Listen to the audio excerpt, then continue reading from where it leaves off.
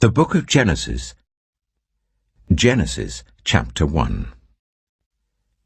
In the beginning, God created the heavens and the earth. Now the earth was formless and empty. Darkness was over the surface of the deep, and the Spirit of God was hovering over the waters. And God said, "Let there be light." And there was light. God saw that the light was good, and he separated the light from the darkness. God called the light day, and the darkness he called night.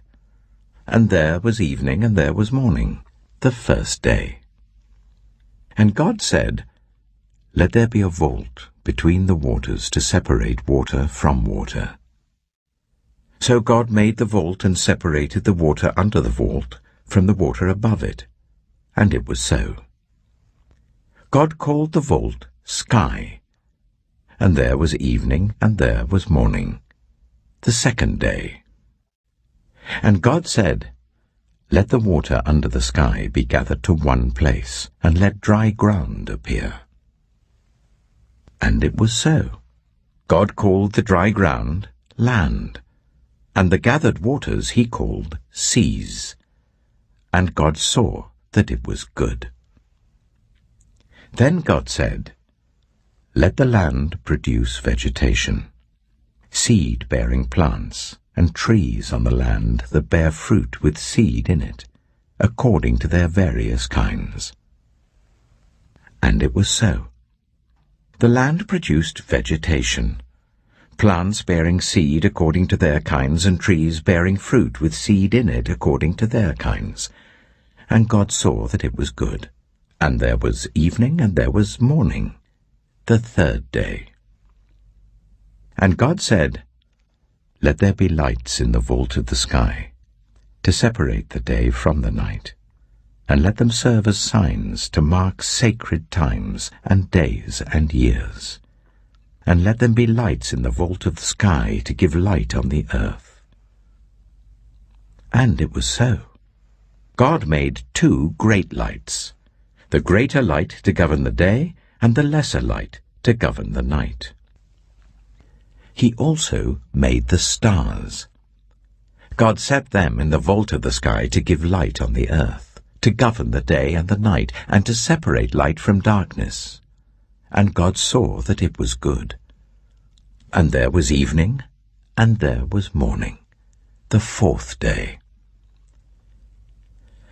And God said, "Let the water teem with living creatures, and let birds fly above the earth, across the vault of the sky." So God created the great creatures of the sea, and every living thing with which the water teems, and that moves about in it, according to their kinds, and every winged bird according to its kind. And God saw that it was good. God blessed them and said, "Be fruitful, and increase in number, and fill the water in the seas, and let the birds increase on the earth." And there was evening, and there was morning, the fifth day. And God said, "Let the land produce living creatures according to their kinds, the livestock, the creatures that move along the ground, and the wild animals, each according to its kind." And it was so. God made the wild animals according to their kinds, the livestock according to their kinds, and all the creatures that move along the ground according to their kinds. And God saw that it was good. Then God said, "Let us make mankind in our image, in our likeness, so that they may rule over the fish in the sea and the birds in the sky, over the livestock and all the wild animals, and over all the creatures that move along the ground." So God created mankind in his own image. In the image of God he created them, male and female he created them. God blessed them and said to them, "Be fruitful, and increase in number. Fill the earth and subdue it.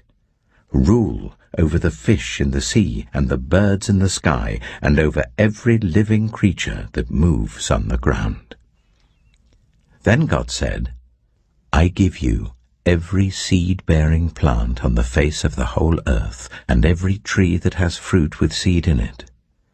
They will be yours for food, and to all the beasts of the earth and all the birds in the sky and all the creatures that move along the ground, everything that has the breath of life in it, I give every green plant for food. And it was so. God saw all that he had made, and it was very good. And there was evening and there was morning, the 6th day. Genesis chapter 2. Thus the heavens and the earth were completed in all their vast array. By the 7th day, God had finished the work he had been doing. So on the 7th day he rested from all his work. Then God blessed the 7th day and made it holy, because on it he rested from all the work of creating that he had done. This is the account of the heavens and the earth when they were created, when the Lord God made the earth and the heavens. Now no shrub had yet appeared on the earth, and no plant had yet sprung up. For the Lord God had not sent rain on the earth, and there was no one to work the ground. But streams came up from the earth and watered the whole surface of the ground. Then the Lord God formed a man from the dust of the ground, and breathed into his nostrils the breath of life. And the man became a living being. Now the Lord God had planted a garden in the east, in Eden, and there he put the man he had formed. The Lord God made all kinds of trees grow out of the ground, trees that were pleasing to the eye and good for food. In the middle of the garden were the tree of life and the tree of the knowledge of good and evil. A river watering the garden flowed from Eden. From there it was separated into 4 headwaters. The name of the first is the Pishon. It winds through the entire land of Havilah, where there is gold. The gold of that land is good. Aromatic resin and onyx are also there. The name of the second river is the Gihon. It winds through the entire land of Cush. The name of the third river is the Tigris. It runs along the east side of Ashur, and the 4th river is the Euphrates. The Lord God took the man and put him in the Garden of Eden to work it and take care of it. And the Lord God commanded the man, You are free to eat from any tree in the garden, but you must not eat from the tree of the knowledge of good and evil, for when you eat from it, you will certainly die. The Lord God said, It is not good for the man to be alone. I will make a helper suitable for him. Now the Lord God had formed out of the ground all the wild animals and all the birds in the sky. He brought them to the man to see what he would name them, and whatever the man called each living creature, that was its name. So the man gave names to all the livestock, the birds in the sky, and all the wild animals. But for Adam no suitable helper was found. So the Lord God caused the man to fall into a deep sleep. And while he was sleeping, he took one of the man's ribs, and then closed up the place with flesh. Then the Lord God made a woman from the rib he had taken out of the man, and he brought her to the man. The man said, This is now bone of my bones and flesh of my flesh. She shall be called woman, for she was taken out of man. That is why a man leaves his father and mother and is united to his wife, and they become one flesh. Adam and his wife were both naked, and they felt no shame. Genesis chapter 3. Now the snake was more crafty than any of the wild animals the Lord God had made. He said to the woman, Did God really say, You must not eat from any tree in the garden?" The woman said to the snake, "We may eat fruit from the trees in the garden, but God did say, 'You must not eat fruit from the tree that is in the middle of the garden, and you must not touch it, or you will die.'" "You will not certainly die," the snake said to the woman, "for God knows that when you eat from it, your eyes will be opened, and you will be like God, knowing good and evil." When the woman saw that the fruit of the tree was good for food and pleasing to the eye, and also desirable for gaining wisdom, she took some and ate it. She also gave some to her husband who was with her, and he ate it. Then the eyes of both of them were opened, and they realized they were naked. So they sewed fig leaves together and made coverings for themselves. Then the man and his wife heard the sound of the Lord God as he was walking in the garden in the cool of the day, and they hid from the Lord God among the trees of the garden. But the Lord God called to the man, "Where are you?" He answered, "I heard you in the garden, and I was afraid because I was naked, so I hid." And he said, "Who told you that you were naked? Have you eaten from the tree that I commanded you not to eat from?" The man said, "The woman you put here with me, she gave me some fruit from the tree, and I ate it." Then the Lord God said to the woman, "What is this you have done?" The woman said, "The snake deceived me, and I ate."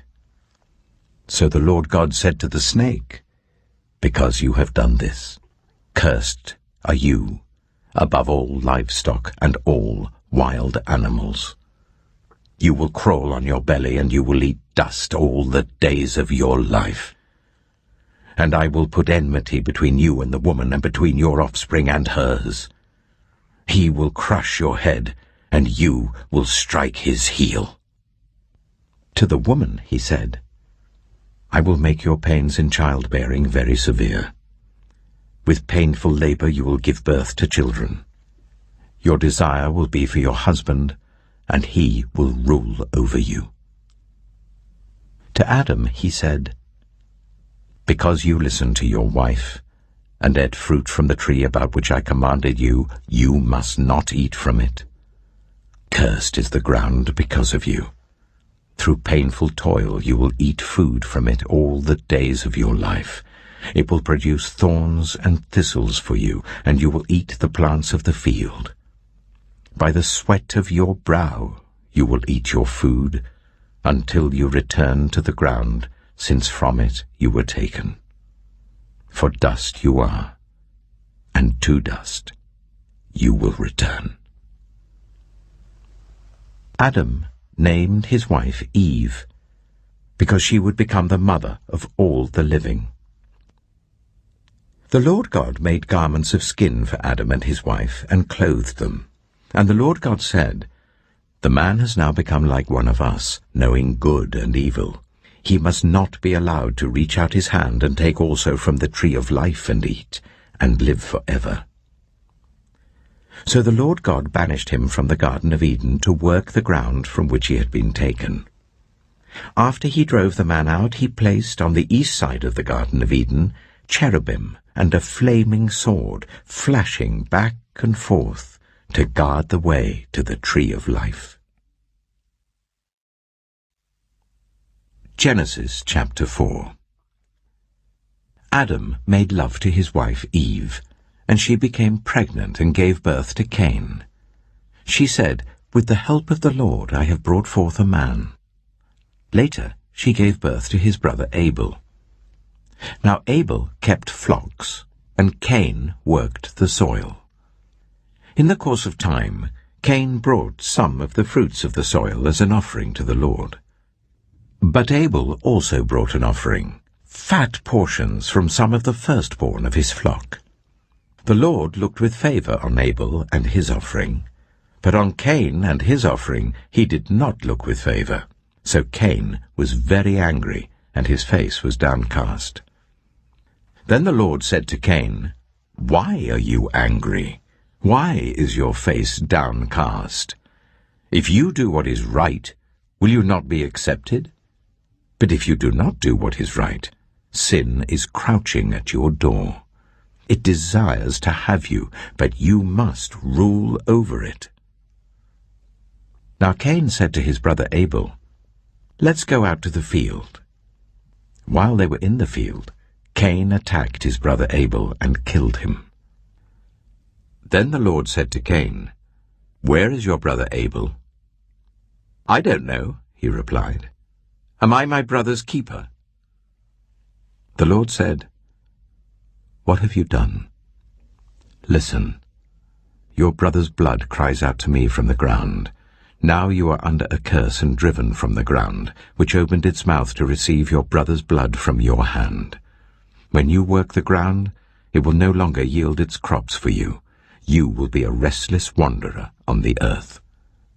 Cain said to the Lord, "My punishment is more than I can bear.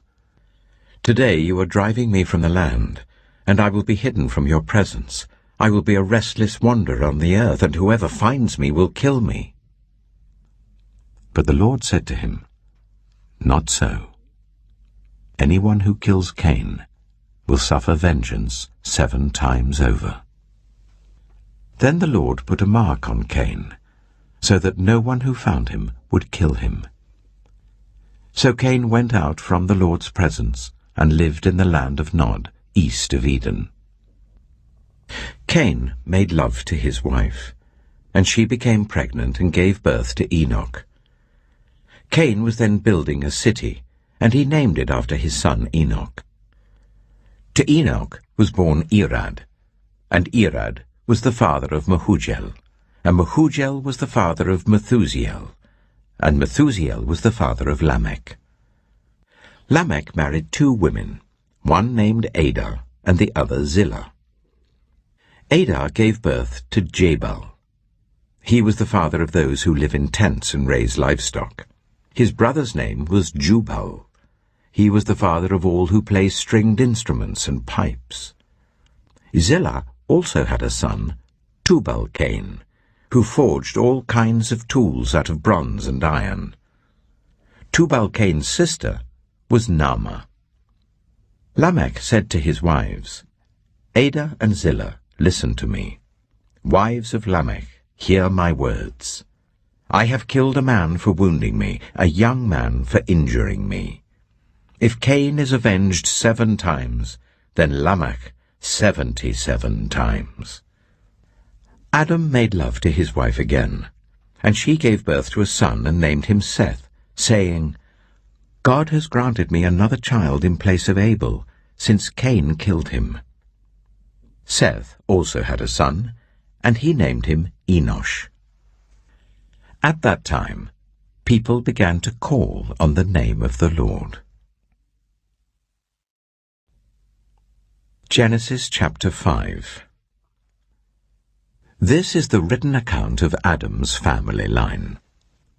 When God created mankind, he made them in the likeness of God. He created them male and female and blessed them, and he named them mankind when they were created.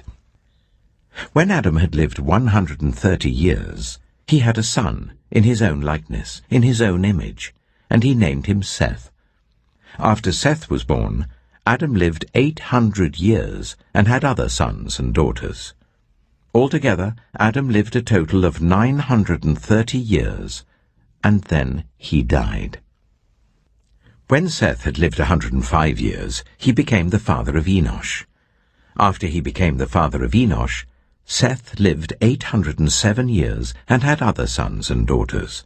Altogether, Seth lived a total of 912 years, and then he died. When Enosh had lived 90 years, he became the father of Kinan. After he became the father of Kinan, Enosh lived 815 years and had other sons and daughters. Altogether, Enosh lived a total of 905 years, and then he died. When Kinan had lived 70 years, he became the father of Mahalalel. After he became the father of Mahalalel, Kinan lived 840 years and had other sons and daughters. Altogether, Kinan lived a total of 910 years, and then he died. When Mahalalel had lived 65 years, he became the father of Jared.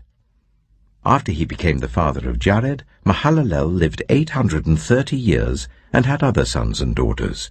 Altogether, Mahalalel lived a total of 895 years, and then he died. When Jared had lived 162 years, he became the father of Enoch.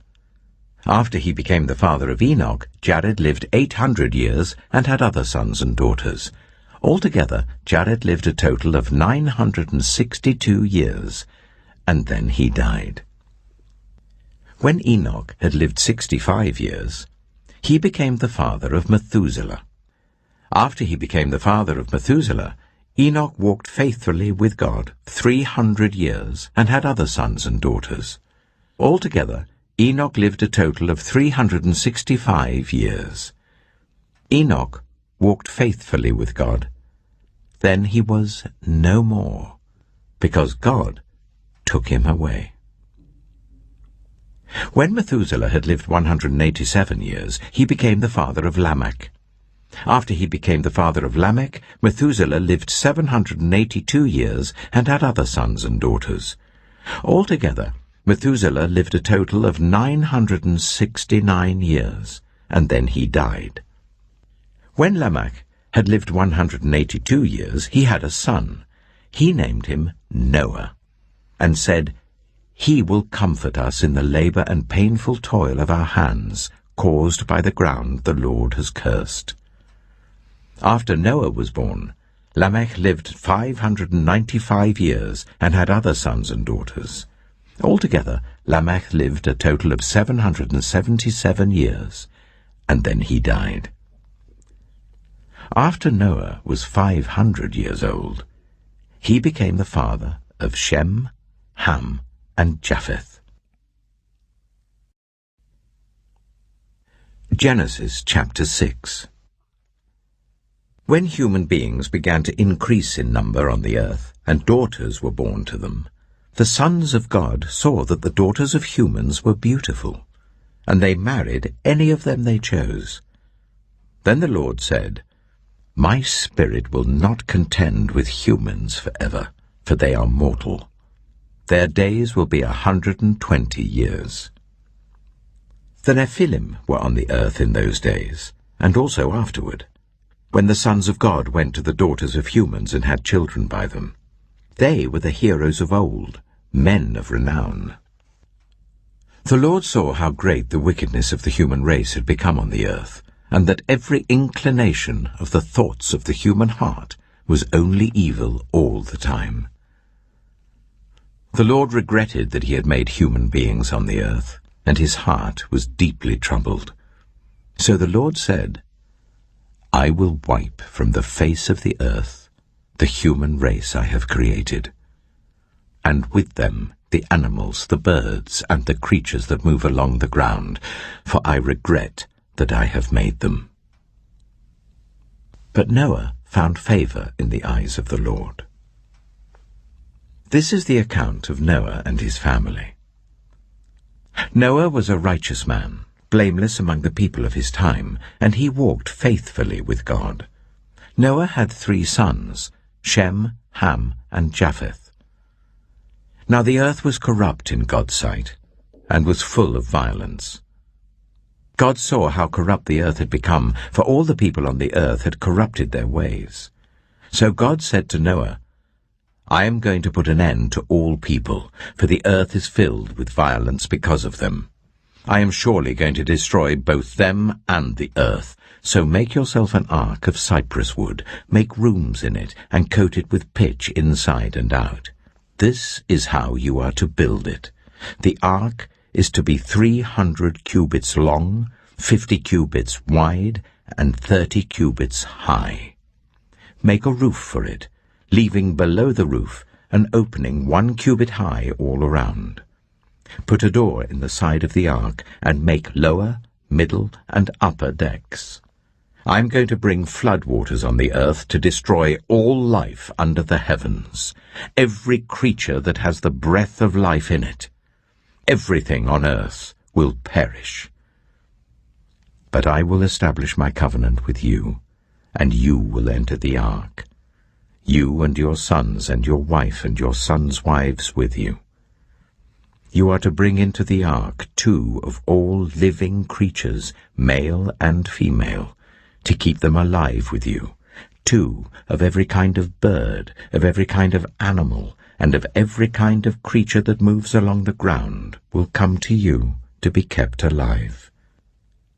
You are to take every kind of food that is to be eaten and store it away as food for you and for them. Noah did everything just as God commanded him. Genesis chapter 7. The Lord then said to Noah, "Go into the ark, you and your whole family, because I have found you righteous in this generation. Take with you 7 pairs of every kind of clean animal, a male and its mate, and 1 pair of every kind of unclean animal, a male and its mate, and also 7 pairs of every kind of bird, male and female, to keep their various kinds alive throughout the earth. 7 days from now I will send rain on the earth for 40 days and 40 nights, and I will wipe from the face of the earth every living creature I have made." And Noah did all that the Lord commanded him. Noah was 600 years old when the floodwaters came on the earth. And Noah and his sons and his wife and his sons' wives entered the ark to escape the waters of the flood.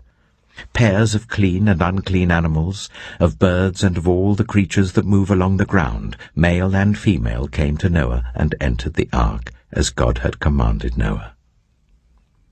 And after the 7 days, the floodwaters came on the earth. In the 600th year of Noah's life, on the 17th day of the 2nd month, on that day, all the springs of the great deep burst forth, and the floodgates of the heavens were opened, and rain fell on the earth 40 days and 40 nights.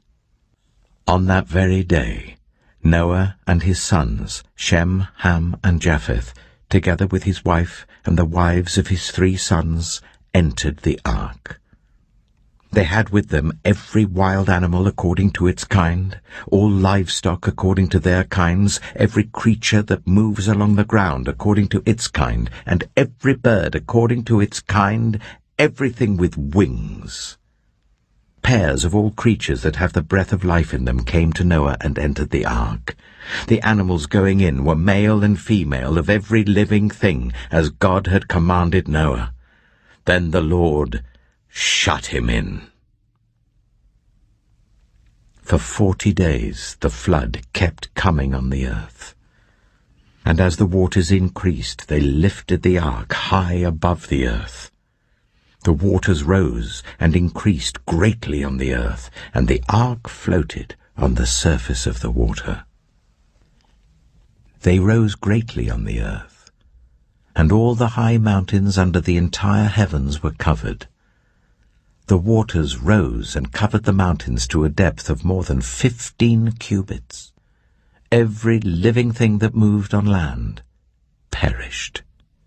Birds, livestock, wild animals, all the creatures that swarm over the earth, and all mankind. Everything on dry land that had the breath of life in its nostrils died. Every living thing on the face of the earth was wiped out, people and animals and the creatures that move along the ground, and the birds were wiped from the earth. Only Noah was left, and those with him in the ark. The waters flooded the earth for 150 days. Genesis chapter 8. But God remembered Noah, and all the wild animals and the livestock that were with him in the ark. And he sent a wind over the earth, and the waters receded. Now the springs of the deep and the floodgates of the heavens had been closed, and the rain had stopped falling from the sky. The water receded steadily from the earth. At the end of the 150 days, the water had gone down. And on the 17th day of the 7th month, the ark came to rest on the mountains of Ararat. The waters continued to recede until the 10th month, and on the first day of the 10th month, the tops of the mountains became visible. After 40 days, Noah opened a window he had made in the ark and sent out a raven, and it kept flying back and forth until the water had dried up from the earth.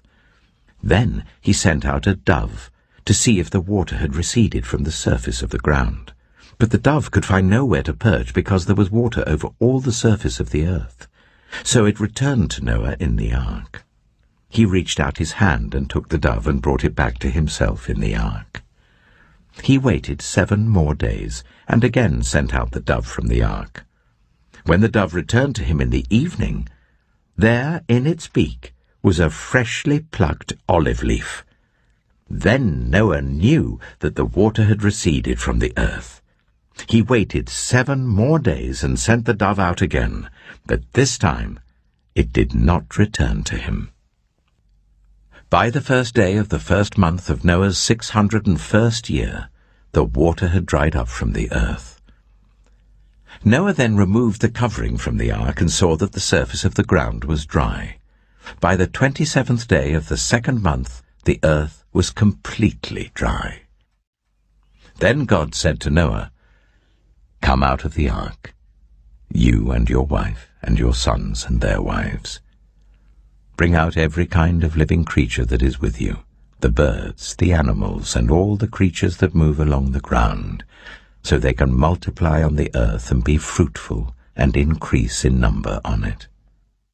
So Noah came out, together with his sons and his wife and his sons' wives. All the animals and all the creatures that move along the ground and all the birds, everything that moves on land, came out of the ark, one kind after another. Then Noah built an altar to the Lord, and taking some of all the clean animals and clean birds, he sacrificed burnt offerings on it. The Lord smelled the pleasing aroma and said in his heart, "Never again will I curse the ground because of humans, even though every inclination of the human heart is evil from childhood. And never again will I destroy all living creatures as I have done. As long as the earth endures, seed time and harvest, cold and heat, summer and winter, day and night, will never cease." Genesis chapter 9. Then God blessed Noah and his sons, saying to them, "Be fruitful and increase in number and fill the earth. The fear and dread of you will fall on all the beasts of the earth and on all the birds in the sky, on every creature that moves along the ground and on all the fish in the sea. They are given into your hands. Everything that lives and moves about will be food for you. Just as I gave you the green plants, I now give you everything. But you must not eat meat that has its lifeblood still in it. And for your lifeblood I will surely demand an accounting. I will demand an accounting from every animal, and from each human being too I will demand an accounting for the life of another human being. Whoever sheds human blood by humans shall their blood be shed. For in the image of God has God made mankind. As for you, be fruitful and increase in number. Multiply on the earth and increase upon it." Then God said to Noah and to his sons with him, "I now establish my covenant with you and with your descendants after you, and with every living creature that was with you, the birds, the livestock, and all the wild animals, all those that came out of the ark with you, every living creature on earth. I establish my covenant with you. Never again will all life be destroyed, by the waters of a flood. Never again will there be a flood to destroy the earth. And God said, "This is the sign of the covenant I am making between me and you and every living creature with you, a covenant for all generations to come. I have set my rainbow in the clouds, and it will be the sign of the covenant between me and the earth. Whenever I bring clouds over the earth and the rainbow appears in the clouds, I will remember my covenant between me and you and all living creatures of every kind. Never again will the waters become a flood to destroy all life. Whenever the rainbow appears in the clouds, I will see it and remember the everlasting covenant between God and all living creatures of every kind on the earth." So God said to Noah, "This is the sign of the covenant I have established between me and all life on the earth." The sons of Noah who came out of the ark were Shem, Ham, and Japheth. Ham was the father of Canaan. These were the 3 sons of Noah, and from them came the people who were scattered over the whole earth. Noah, a man of the soil, proceeded to plant a vineyard. When he drank some of its wine, he became drunk and lay uncovered in his tent. Ham, the father of Canaan, saw his father naked and told his 2 brothers outside. But Shem and Japheth took a garment and laid it across their shoulders. Then they walked in backward and covered their father's naked body. Their faces were turned the other way, so that they would not see their father naked. When Noah awoke from his wine and found out what his youngest son had done to him, he said, "Cursed be Canaan. The lowest of slaves will he be to his brothers." He also said, "Praise be to the Lord, the God of Shem. May Canaan be the slave of Shem. May God extend Japheth's territory. May Japheth live in the tents of Shem, and may Canaan be the slave of Japheth." After the flood, Noah lived 350 years. Noah lived a total of 950 years, and then he died. Genesis chapter 10. This is the account of Shem, Ham, and Japheth, Noah's sons, who themselves had sons after the flood. The sons of Japheth: Gomer, Magog, Madai, Javan, Tubal, Meshach, and Tiras. The sons of Gomer: Ashkenaz, Riphath, and Togarmah. The sons of Javan: Elisha, Tarshish, the Kittites, and the Rodanites. From these the maritime peoples spread out into their territories by their clans within their nations, each with its own language. The sons of Ham: Cush, Egypt, Put, and Canaan. The sons of Cush: Seba, Havilah, Sabta, Reamah, and Sabteka. The sons of Reamah: Sheba and Dedan. Cush was the father of Nimrod, who became a mighty warrior on the earth. He was a mighty hunter before the Lord. That is why it is said, like Nimrod, a mighty hunter before the Lord. The first centers of his kingdom were Babylon, Uruk, Akkad, and Calnu in Shinar. From that land he went to Assyria, where he built Nineveh, Rehoboth, Calah, and Resen, which is between Nineveh and Calah, which is the great city. Egypt was the father of the Ludites, Anamites, Lehabites, Naphtuhites, Pathrusites, Casluhites, from whom the Philistines came, and Caphtorites.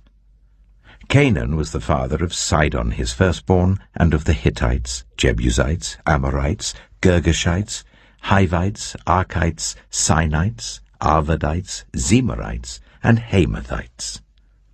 Later the Canaanites' clans scattered, And the borders of Canaan reached from Sidon towards Gerar as far as Gaza, and then toward Sodom, Gomorrah, Admah, and Zeboim as far as Lasha. These are the sons of Ham by their clans and languages, in their territories and nations. Sons were also born to Shem, whose older brother was Japheth.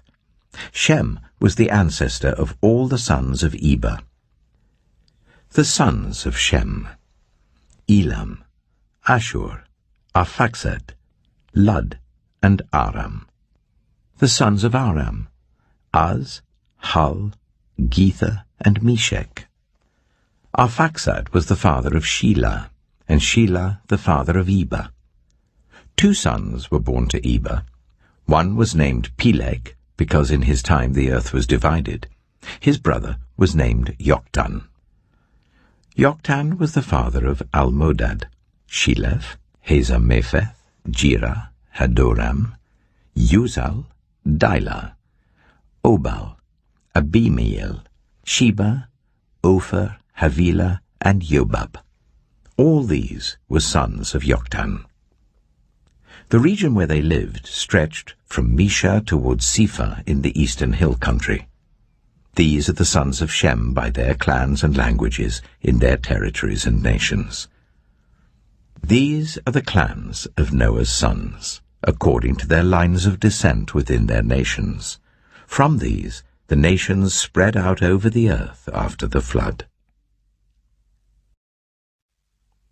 Genesis chapter 11. Now the whole world had one language and a common speech. As people moved eastward, they found a plain in Shinar and settled there. They said to each other, "Come, let's make bricks and bake them thoroughly." They used brick instead of stone and bitumen for mortar. Then they said, "Come, let us build ourselves a city with a tower that reaches to the heavens, so that we may make a name for ourselves. Otherwise we will be scattered over the face of the whole earth." But the Lord came down to see the city and the tower the people were building. The Lord said, "If as one people speaking the same language they have begun to do this, then nothing they plan to do will be impossible for them. Come, let us go down and confuse their language, so they will not understand each other." So the Lord scattered them from there over all the earth, and they stopped building the city. That is why it was called Babel, because there the Lord confused the language of the whole world. From there the Lord scattered them over the face of the whole earth.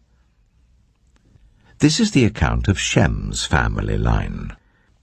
2 years after the flood, when Shem was 100 years old, he became the father of Arphaxad. And after he became the father of Arphaxad, Shem lived 500 years and had other sons and daughters. When Arphaxad had lived 35 years, he became the father of Shelah. And after he became the father of Shelah, Arphaxad lived 403 years and had other sons and daughters. When Shelah had lived 30 years, he became the father of Eber. And after he became the father of Eber, Shelah lived 403 years and had other sons and daughters. When Eber had lived 34 years, he became the father of Peleg. And after he became the father of Peleg, Eber lived 430 years and had other sons and daughters. When Peleg had lived 30 years, he became the father of Reu. And after he became the father of Reu, Peleg lived 209 years and had other sons and daughters. When Reu had lived 32 years, he became the father of Serug. And after he became the father of Serug, Reu lived 207 years and had other sons and daughters. When Serug had lived 30 years, he became the father of Nahor. And after he became the father of Nahor, Serug lived 200 years and had other sons and daughters. When Nahor had lived 29 years, he became the father of Terah. And after he became the father of Terah, Nahor lived 119 years and had other sons and daughters. After Terah had lived 70 years, he became the father of Abram, Nahor, and Haran. This is the account of Terah's family line. Terah became the father of Abram, Nahor, and Haran became the father of Lot. While his father Terah was still alive, Haran died in Ur of the Chaldeans in the land of his birth. Abram and Nahor both married. The name of Abram's wife was Sarai, and the name of Nahor's wife was Milcah. She was the daughter of Haran, the father of both Milcah and Iscah. Now Sarai was childless because she was not able to conceive. Terah took his son Abram, his grandson Lot, son of Haran, and his daughter-in-law Sarai, the wife of his son Abram, and together they set out from Ur of the Chaldeans to go to Canaan. But when they came to Haran, they settled there. Terah lived 205 years, and he died in Haran. Genesis chapter 12.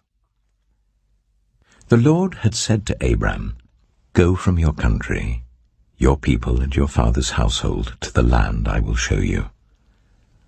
I will make you into a great nation, and I will bless you.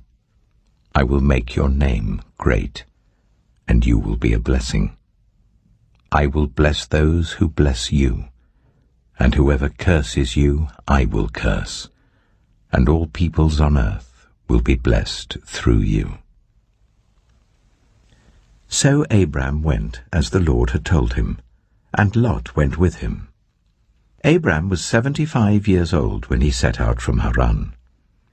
He took his wife Sarai, his nephew Lot, all the possessions they had accumulated, and the people they had acquired in Haran, and they set out for the land of Canaan, and they arrived there. Abram travelled through the land as far as the site of the great tree of Moreh at Shechem. At that time the Canaanites were in the land. The Lord appeared to Abram and said, "To your offspring I will give this land." So he built an altar there to the Lord who had appeared to him. From there he went on toward the hills east of Bethel and pitched his tent, with Bethel on the west and Ai on the east. There he built an altar to the Lord and called on the name of the Lord. Then Abram set out and continued toward the Negev. Now there was a famine in the land, and Abram went down to Egypt to live there for a while because the famine was severe. As he was about to enter Egypt, he said to his wife Sarai, "I know what a beautiful woman you are. When the Egyptians see you, they will say, 'This is his wife.' Then they will kill me, but will let you live. Say you are my sister, so that I will be treated well for your sake, and my life will be spared because of you." When Abram came to Egypt, the Egyptians saw that Sarai was a very beautiful woman. And when Pharaoh's officials saw her, they praised her to Pharaoh, and she was taken into his palace. He treated Abram well for her sake, and Abram acquired sheep and cattle, male and female donkeys, male and female servants, and camels. But the Lord inflicted serious diseases on Pharaoh and his household because of Abram's wife Sarai. So Pharaoh summoned Abram. "What have you done to me?" he said. "Why didn't you tell me she was your wife? Why did you say, 'She is my sister,' so that I took her to be my wife? Now then, here is your wife. Take her and go." Then Pharaoh gave orders about Abram to his men, and they sent him on his way with his wife and everything he had.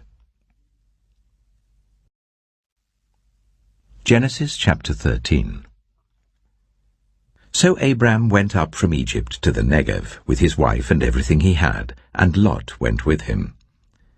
Abram had become very wealthy in livestock and in silver and gold. From the Negev he went from place to place until he came to Bethel, to the place between Bethel and Ai where his tent had been earlier, and where he had first built an altar.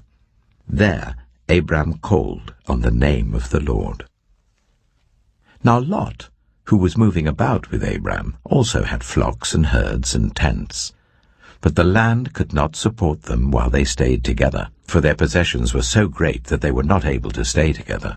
And quarreling arose between Abram's herdsmen and Lot's. The Canaanites and Perizzites were also living in the land at that time. So Abram said to Lot, "Let's not have any quarrelling between you and me and between your herdsmen and mine, for we are close relatives. Is not the whole land before you? Let's part company. If you go to the left, I'll go to the right. If you go to the right, I'll go to the left." Lot looked around and saw that the whole plain of the Jordan toward Zoar was well watered, like the garden of the Lord, like the land of Egypt. This was before the Lord destroyed Sodom and Gomorrah. So Lot chose for himself the whole plain of the Jordan and set out toward the east. The two men parted company.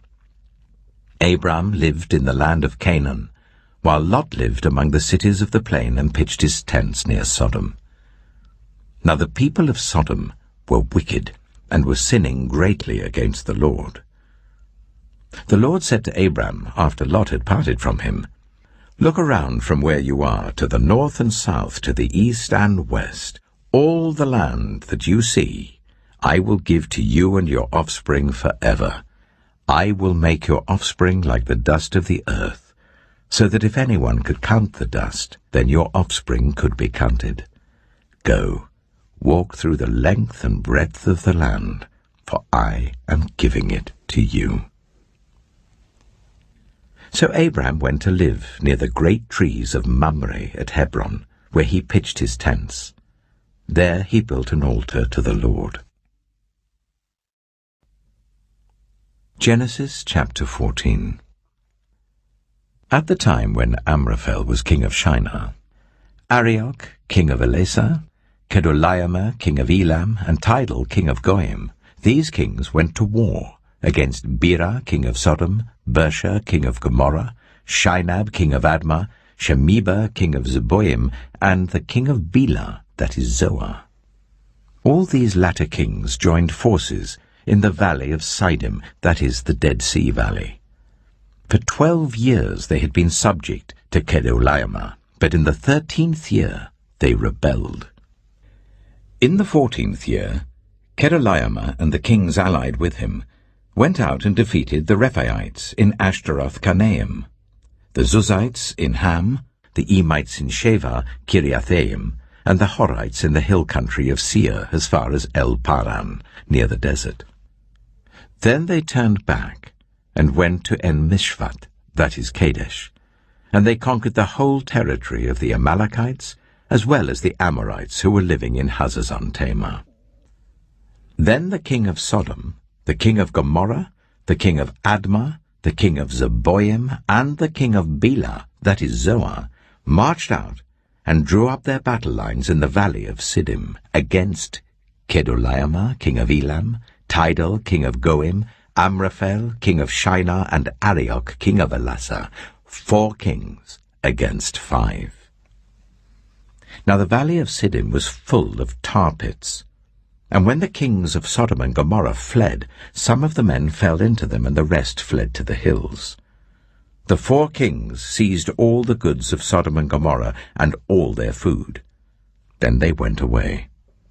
They also carried off Abram's nephew, Lot, and his possessions, since he was living in Sodom. A man who had escaped came and reported this to Abram the Hebrew. Now Abram was living near the great trees of Mamre the Amorite, a brother of Eshcol and Ane, all of whom were allied with Abram. When Abram heard that his relative had been taken captive, he called out 318 trained men born in his household, and went in pursuit as far as Dan. During the night, Abram divided his men to attack them, and he routed them, pursuing them as far as Hobah, north of Damascus. He recovered all the goods and brought back his relative Lot and his possessions, together with the women and the other people. After Abram returned from defeating Kedorlaomer and the kings allied with him, the king of Sodom came out to meet him in the valley of Shaveh, that is the king's valley. Then Melchizedek, king of Salem, brought out bread and wine. He was priest of God Most High, and he blessed Abram, saying, "Blessed be Abram by God Most High, creator of heaven and earth. and praise be to God Most High, who delivered your enemies into your hand." Then Abram gave him 1/10 of everything. The king of Sodom said to Abram, "Give me the people and keep the goods for yourself." But Abram said to the king of Sodom, "With raised hand I have sworn an oath to the Lord, God Most High, creator of heaven and earth, that I will accept nothing belonging to you, not even a thread or the strap of a sandal, so that you will never be able to say, 'I made Abram rich.' I will accept nothing but what my men have eaten and the share that belongs to the men who went with me, to Ane, Eshcol, and Mamre. Let them have their share." Genesis chapter 15. After this, the word of the Lord came to Abram in a vision. "Do not be afraid, Abram. I am your shield, your very great reward." But Abram said, "Sovereign Lord, what can you give me since I remain childless? And the one who will inherit my estate is Eliezer of Damascus." And Abram said, "You have given me no children, so a servant in my household will be my heir." Then the word of the Lord came to him, "This man will not be your heir, but a son who is your own flesh and blood will be your heir." He took him outside and said, "Look up at the sky and count the stars, if indeed you can count them." Then he said to him, "So shall your offspring be." Abram believed the Lord, and he credited to him as righteousness. He also said to him, "I am the Lord, who brought you out of Ur of the Chaldeans, to give you this land to take possession of it." But Abram said, "Sovereign Lord, how can I know that I will gain possession of it?" So the Lord said to him, "Bring me a heifer, a goat, and a ram, each 3 years old, along with a dove and a young pigeon." Abram brought all these to him, cut them in two, and arranged the halves opposite each other. The birds, however, he did not cut in half. Then birds of prey came down on the carcasses, but Adam drove them away. As the sun was setting, Abram fell into a deep sleep, and a thick and dreadful darkness came over him. Then the Lord said to him, "Know for certain that for 400 years your descendants will be strangers in a country not their own, and that they will be enslaved and ill-treated there. But I will punish the nation they serve as slaves, and afterward they will come out with great possessions. You, however, will go to your ancestors in peace and be buried at a good old age. In the 4th generation, your descendants will come back here, for the sin of the Amorites has not yet reached its full measure." When the sun had set and darkness had fallen, a smoking brazier with a blazing torch appeared and passed between the pieces. On that day the Lord made a covenant with Abram and said, "To your descendants I give this land, from the Wadi of Egypt to the great river, the Euphrates, the land of the Kenites, Kenizzites, Cadmonites, Hittites, Perizzites, Rephaites, Amorites, Canaanites, Girgashites, and Jebusites." Genesis chapter 16. Now Sarai, Abram's wife, had borne him no children, but she had an Egyptian slave named Hagar. So she said to Abram, "The Lord has kept me from having children. Go, sleep with my slave. Perhaps I can build a family through her." Abram agreed to what Sarai said. So after Abraham had been living in Canaan 10 years, Sarai his wife took her Egyptian slave Hagar and gave her to her husband to be his wife. He slept with Hagar, and she conceived. When she knew she was pregnant, she began to despise her mistress. Then Sarai said to Abram, "You are responsible for the wrong I'm suffering. I put my slave in your arms, and now that she knows she is pregnant, she despises me. May the Lord judge between you and me." "Your slave is in your hands," Abram said. "Do with her whatever you think best." Then Sarai ill-treated Hagar, so she fled from her. The angel of the Lord found Hagar near a spring in the desert. It was the spring that is beside the road to Shur. And he said, "Hagar, slave of Sarai, where have you come from, and where are you going?" "I'm running away from my mistress Sarai," she answered. Then the angel of the Lord told her, "Go back to your mistress and submit to her." The angel added, "I will increase your descendants so much that they will be too numerous to count." The angel of the Lord also said to her, "You are now pregnant, and you will give birth to a son. You shall name him Ishmael, for the Lord has heard of your misery. He will be a wild donkey of a man. His hand will be against everyone, and everyone's hand against him, and he will live in hostility towards all his brothers." She gave this name to the Lord who spoke to her, "You are the God who sees me." For she said, "I have now seen the one who sees me." That is why the well was called Beer Lahai-roi. It is still there between Kadesh and Bered. So Hagar bore Abram a son, and Abram gave the name Ishmael to the son she had borne. Abram was 86 years old when Hagar bore him Ishmael. Genesis chapter 17. When Abram was 99 years old, the Lord appeared to him and said, "I am God Almighty. Walk before me faithfully and be blameless. Then I will make my covenant between me and you, and will greatly increase your numbers."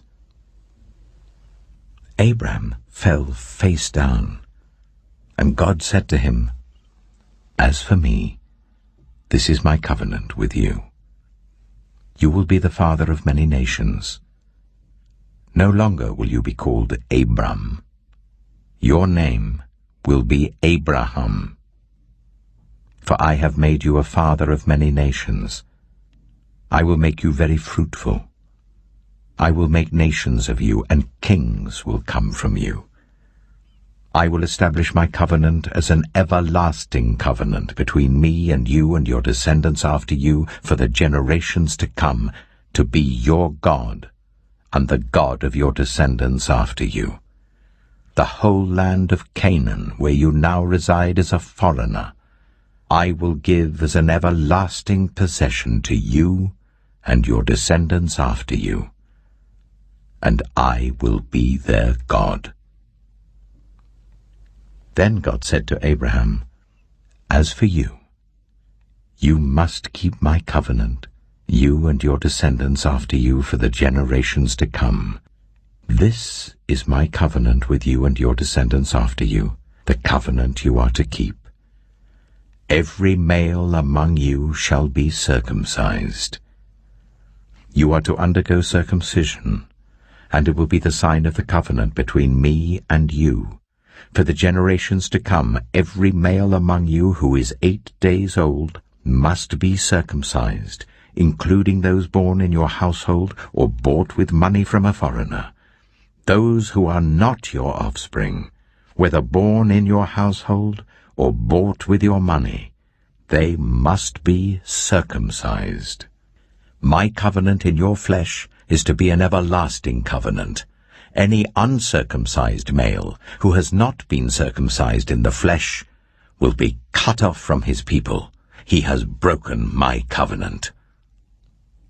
God also said to Abraham, "As for Sarai your wife, you are no longer to call her Sarai. Her name will be Sarah. I will bless her, and will surely give you a son by her. I will bless her, so she will be the mother of nations. Kings of peoples will come from her." Abraham fell face down. He laughed and said to himself, "Will a son be born to a man 100 years old? Will Sarah bear a child at the age of 90? And Abraham said to God, If only Ishmael might live under your blessing. Then God said, Yes, but your wife Sarah will bear you a son, and you will call him Isaac. I will establish my covenant with him as an everlasting covenant for his descendants after him. And as for Ishmael, I have heard you. I will surely bless him. I will make him fruitful, and will greatly increase his numbers. He will be the father of 12 rulers, and I will make him into a great nation. But my covenant I will establish with Isaac, whom Sarah will bear to you by this time next year. When he had finished speaking with Abraham, God went up from him. On that very day, Abraham took his son Ishmael, and all those born in his household or bought with his money, every male in his household, and circumcised them as God told him. Abraham was 99 years old when he was circumcised, and his son Ishmael was 13. Abraham and his son Ishmael were both circumcised on that very day, and every male in Abraham's household, including those born in his household or bought from a foreigner, was circumcised with him. Genesis chapter 18. The Lord appeared to Abraham near the great trees of Mamre, while he was sitting at the entrance to his tent in the heat of the day. Abraham looked up and saw 3 men standing nearby. When he saw them, he hurried from the entrance of his tent to meet them and bowed low to the ground. He said, If I have found favor in your eyes, my Lord, do not pass your servant by. Let a little water be brought, and then you may all wash your feet and rest under this tree. Let me get you something to eat, so you can be refreshed, and then go on your way, now that you have come to your servant. Very well, they answered. Do as you say. So Abraham hurried into the tent to Sarah. Quick, he said, get 3 seahs of the finest flour, and knead it and bake some bread.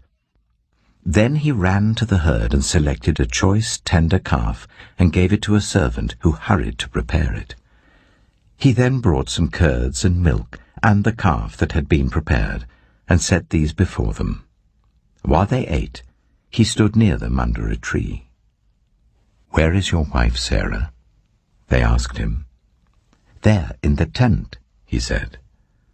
Then one of them said, I will surely return to you about this time next year, and Sarah, your wife, will have a son.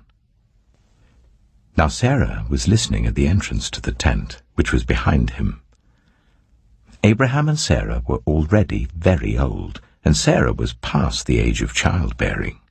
So Sarah laughed to herself as she thought, After I'm worn out and my Lord is old, will I now have this pleasure? Then the Lord said to Abraham, Why did Sarah laugh and say, Will I really have a child now that I am old? Is anything too hard for the Lord? I will return to you at the appointed time next year, and Sarah will have a son. Sarah was afraid, so she lied and said, I did not laugh. But he said, Yes, you did laugh. When the men got up to leave, they looked down towards Sodom, and Abraham walked along with them to see them on their way. Then the Lord said, Shall I hide from Abraham what I am about to do? Abraham will surely become a great and powerful nation, and all nations on earth will be blessed through him, for I have chosen him so that he will direct his children and his household after him, to keep the way of the Lord by doing what is right and just, so that the Lord will bring about for Abraham what he has promised him. Then the Lord said, The outcry against Sodom and Gomorrah is so great, and their sin so grievous, that I will go down and see if what they have done is as bad as the outcry that has reached me. If not, I will know." The men turned away and went towards Sodom, but Abraham remained standing before the Lord. Then Abraham approached him and said, "Will you sweep away the righteous with the wicked? What if there are 50 righteous people in the city? Will you really sweep it away and not spare the place for the sake of the 50 righteous people in it? Far be it from you to do such a thing, to kill the righteous with the wicked, treating the righteous and the wicked alike? Far be it from you. Will not the judge of all the earth do right?" The Lord said, "If I find 50 righteous people in the city of Sodom, I will spare the whole place for their sake." Then Abraham spoke up again. "Now that I have been so bold as to speak to the Lord, though I am nothing but dust and ashes, what if the number of the righteous is 5 less than 50? Will you destroy the whole city for lack of 5 people? If I find 45 there," he said, "I will not destroy it." Once again he spoke to him. "What if only 40 are found there?" He said, "For the sake of 40, I will not do it." Then he said, "May the Lord not be angry, but let me speak. What if only 30 can be found there?" He answered, "I will not do it if I find 30 there." Abraham said, "Now that I have been so bold as to speak to the Lord, what if only 20 can be found there?" He said, "For the sake of 20, I will not destroy it." Then he said, "May the Lord not be angry, but let me speak just once more. What if only 10 can be found there?" He answered, "For the sake of 10, I will not destroy it." When the Lord had finished speaking with Abraham, he left, and Abraham returned home. Genesis chapter 19.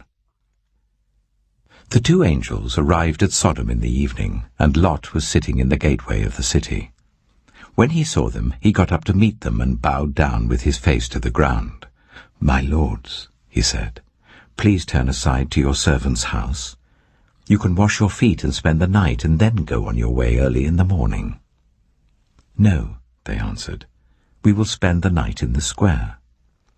But he insisted so strongly that they did go with him and entered his house. He prepared a meal for them, baking bread without yeast, and they ate. Before they had gone to bed, all the men from every part of the city of Sodom, both young and old, surrounded the house. They called to Lot, "Where are the men who came to you tonight? Bring them out to us, so that we can have sex with them." Lot went outside to meet them and shut the door behind him and said, "No, my friends, don't do this wicked thing. Look, I have 2 daughters who have never slept with a man. Let me bring them out to you, and you can do what you like with them, but don't do anything to these men, for they have come under the protection of my roof." "Get out of our way," they replied. "This fellow came here as a foreigner, and now he wants to play the judge. We'll treat you worse than them." They kept bringing pressure on Lot and moved forward to break down the door. But the men inside reached out and pulled Lot back into the house and shut the door. Then they struck the men who were at the door of the house, young and old, with blindness, so that they could not find the door. The 2 men said to Lot, "Do you have anyone else here? Sons-in-law, sons or daughters, or anyone else in the city who belongs to you? Get them out of here, because we are going to destroy this place. The outcry to the Lord against its people is so great that he has sent us to destroy it." So Lot went out and spoke to his sons-in-law who were pledged to marry his daughters. He said, "Hurry and get out of this place, because the Lord is about to destroy the city." But his sons-in-law thought he was joking. With the coming of dawn, the angels urged Lot, saying, "Hurry! Take your wife and your 2 daughters who are here, or you will be swept away when the city is punished." When he hesitated, the men grasped his hand and the hands of his wife and of his 2 daughters and led them safely out of the city, for the Lord was merciful to them. As soon as they had brought them out, one of them said, "Flee for your lives. Don't look back. And don't stop anywhere in the plain. Flee to the mountains, or you will be swept away." But Lot said to them, "No, my lords, please. Your servant has found favor in your eyes, and you have shown great kindness to me in sparing my life, but I can't flee to the mountains. This disaster will overtake me, and I'll die. Look, here is a town near enough to run to, and it is small. Let me flee to it. It is very small, isn't it? Then my life will be spared." He said to him, "Very well. I will grant this request too. I will not overthrow the town you speak of, but flee there quickly, because I cannot do anything until you reach it." That is why the town was called Zoar. By the time Lot reached Zoar, the sun had risen over the land. Then the Lord rained down burning sulfur on Sodom and Gomorrah, from the Lord out of the heavens. Thus he overthrew those cities and the entire plain, destroying all those living in the cities and also the vegetation in the land. But Lot's wife looked back, and she became a pillar of salt. Early the next morning, Abraham got up and returned to the place where he had stood before the Lord.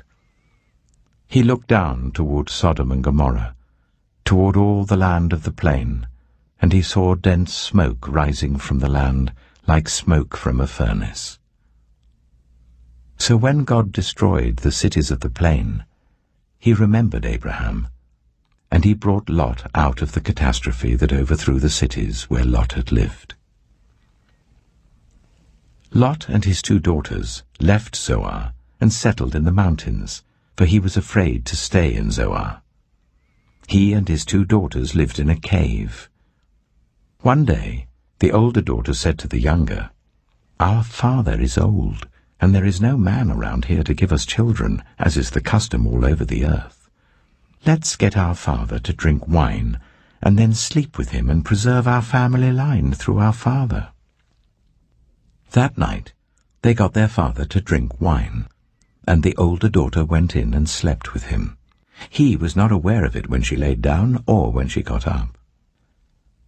The next day the older daughter said to the younger, "Last night I slept with my father. Let's get him to drink wine again tonight, and you go in and sleep with him, so we can preserve our family line through our father." So they got their father to drink wine that night also, and the younger daughter went in and slept with him. Again he was not aware of it when she laid down or when she got up.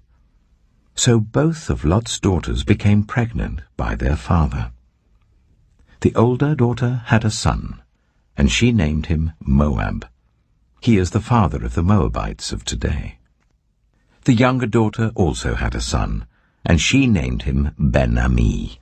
He is the father of the Ammonites of today. Genesis chapter 20. Now Abraham moved on from there into the region of the Negev and lived between Kadesh and Shur. For a while he stayed in Gerar, and there Abraham said of his wife Sarah, "She is my sister." Then Abimelech, king of Gerar, sent for Sarah and took her. But God came to Abimelech in a dream one night and said to him, "You are as good as dead because of the woman you have taken. She is a married woman." Now Abimelech had not gone near her, so he said, "Lord, will you destroy an innocent nation? Did he not say to me, 'She is my sister'? And didn't she also say, 'He is my brother'? I've done this with a clear conscience and clean hands."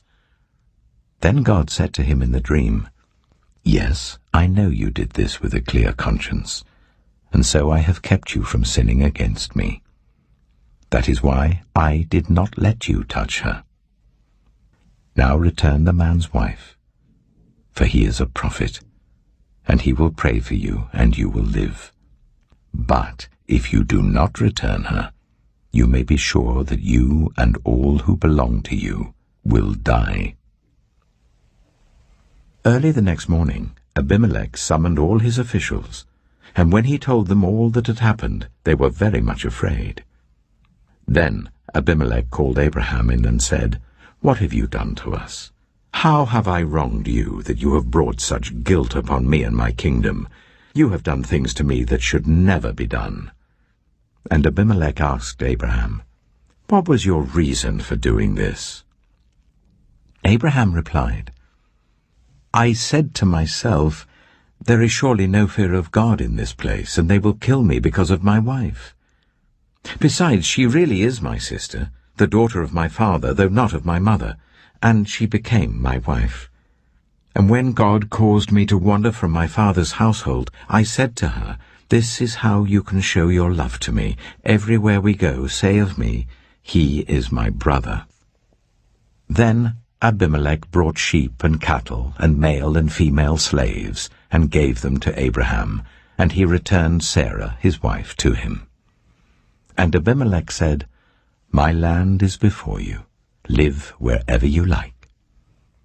To Sarah he said, "I am giving your brother 1,000 shekels of silver. This is to cover the offense against you before all who are with you. You are completely vindicated." Then Abraham prayed to God, and God healed Abimelech, his wife, and his female slaves, so they could have children again. For the Lord had kept all the women in Abimelech's household from conceiving because of Abraham's wife Sarah. Genesis chapter 21. Now the Lord was gracious to Sarah, as he had said, and the Lord did for Sarah what he had promised. Sarah became pregnant and bore a son to Abraham in his old age, at the very time God had promised him. Abraham gave the name Isaac to the son Sarah bore him. When his son, Isaac, was 8 days old, Abraham circumcised him as God commanded him. Abraham was 100 years old when his son Isaac was born to him. Sarah said, "God has brought me laughter, and everyone who hears about this will laugh with me." And she added, "Who would have said to Abraham that Sarah would nurse children? Yet I have borne him a son in his old age." The child grew and was weaned, and on the day Isaac was weaned, Abraham held a great feast. But Sarah saw that the son whom Hagar the Egyptian had borne to Abraham was mocking, and she said to Abraham, "Get rid of that slave woman and her son, for that woman's son will never share in the inheritance with my son Isaac." The matter distressed Abraham greatly because it concerned his son. But God said to him, "Do not be so distressed about the boy and your slave woman. Listen to whatever Sarah tells you, because it is through Isaac that your offspring will be reckoned. I will make the son of the slave into a nation also, because he is your offspring." Early the next morning Abraham took some food and a skin of water and gave them to Hagar. He set them on her shoulders and then sent her off with the boy. She went on her way and wandered in the desert of Beersheba. When the water in the skin was gone, she put the boy under one of the bushes. Then she went off and sat down about a bowshot away, for she thought, "I cannot watch the boy die." And as she sat there, she began to sob. God heard the boy crying. And the angel of God called to Hagar from heaven and said to her, "What is the matter, Hagar? Do not be afraid. God has heard the boy crying as he lies there. Lift the boy up and take him by the hand, for I will make him into a great nation." Then God opened her eyes, and she saw a well of water. So she went and filled the skin with water and gave the boy a drink. God was with the boy as he grew up, He lived in the desert and became an archer. While he was living in the desert of Paran, his mother got a wife for him from Egypt. At that time, Abimelech and Phicol, the commander of his forces, said to Abraham, "God is with you in everything you do. Now swear to me here before God that you will not deal falsely with me or my children or my descendants.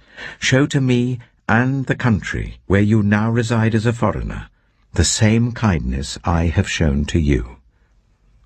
Abraham said, "I swear it." Then Abraham complained to Abimelech about a well of water that Abimelech's servants had seized. But Abimelech said, "I don't know who has done this. You did not tell me, and I heard about it only today." So Abraham brought sheep and cattle and gave them to Abimelech, and the two men made a treaty. Abraham set apart 7 ewe lambs from the flock, and Abimelech asked Abraham, "What is the meaning of these 7 ewe lambs you have set apart by themselves?" He replied, "Accept these 7 lambs from my hand as a witness that I dug this well." So that place was called Beersheba, because the two men swore an oath there. After the treaty had been made at Beersheba, Abimelech and Phicol, the commander of his forces, returned to the land of the Philistines. Abraham planted a tamarisk tree in Beersheba, and there he called on the name of the Lord, the eternal God. And Abraham stayed in the land of the Philistines for a long time. Genesis chapter 22. Sometime later, God tested Abraham. He said to him, "Abraham." "Here I am," he replied. Then God said, "Take your son, your only son, whom you love, Isaac, and go to the region of Moriah. Sacrifice him there as a burnt offering on a mountain I will show you." Early the next morning, Abraham got up and loaded his donkey. He took with him 2 of his servants and his son Isaac. When he had cut enough wood for the burnt offering, he set out for the place God had told him about. On the 3rd day, Abraham looked up and saw the place in the distance. He said to his servants, "Stay here with the donkey while I and the boy go over there. We will worship, and then we will come back to you." Abraham took the wood for the burnt offering and placed it on his son Isaac, and he himself carried the fire and the knife. As the 2 of them went on together, Isaac spoke up and said to his father Abraham, "Father?" "Yes, my son," Abraham replied. "The fire and wood are here," Isaac said. "But where is the lamb for the burnt offering?" Abraham answered, "God himself will provide the lamb for the burnt offering, my son." And the 2 of them went on together. When they reached the place God had told him about, Abraham built an altar there and arranged the wood on it. He bound his son Isaac and laid him on the altar on top of the wood. Then he reached out his hand and took the knife to slay his son. But the angel of the Lord called out to him from heaven, "Abraham! Abraham!" "Here I am," he replied. "Do not lay a hand on the boy," he said. "Do not do anything to him. Now I know that you fear God, because you have not withheld from me your son, your only son." Abraham looked up, and there in the thicket he saw a ram caught by its horns. He went over and took the ram and sacrificed it as a burnt offering instead of his son.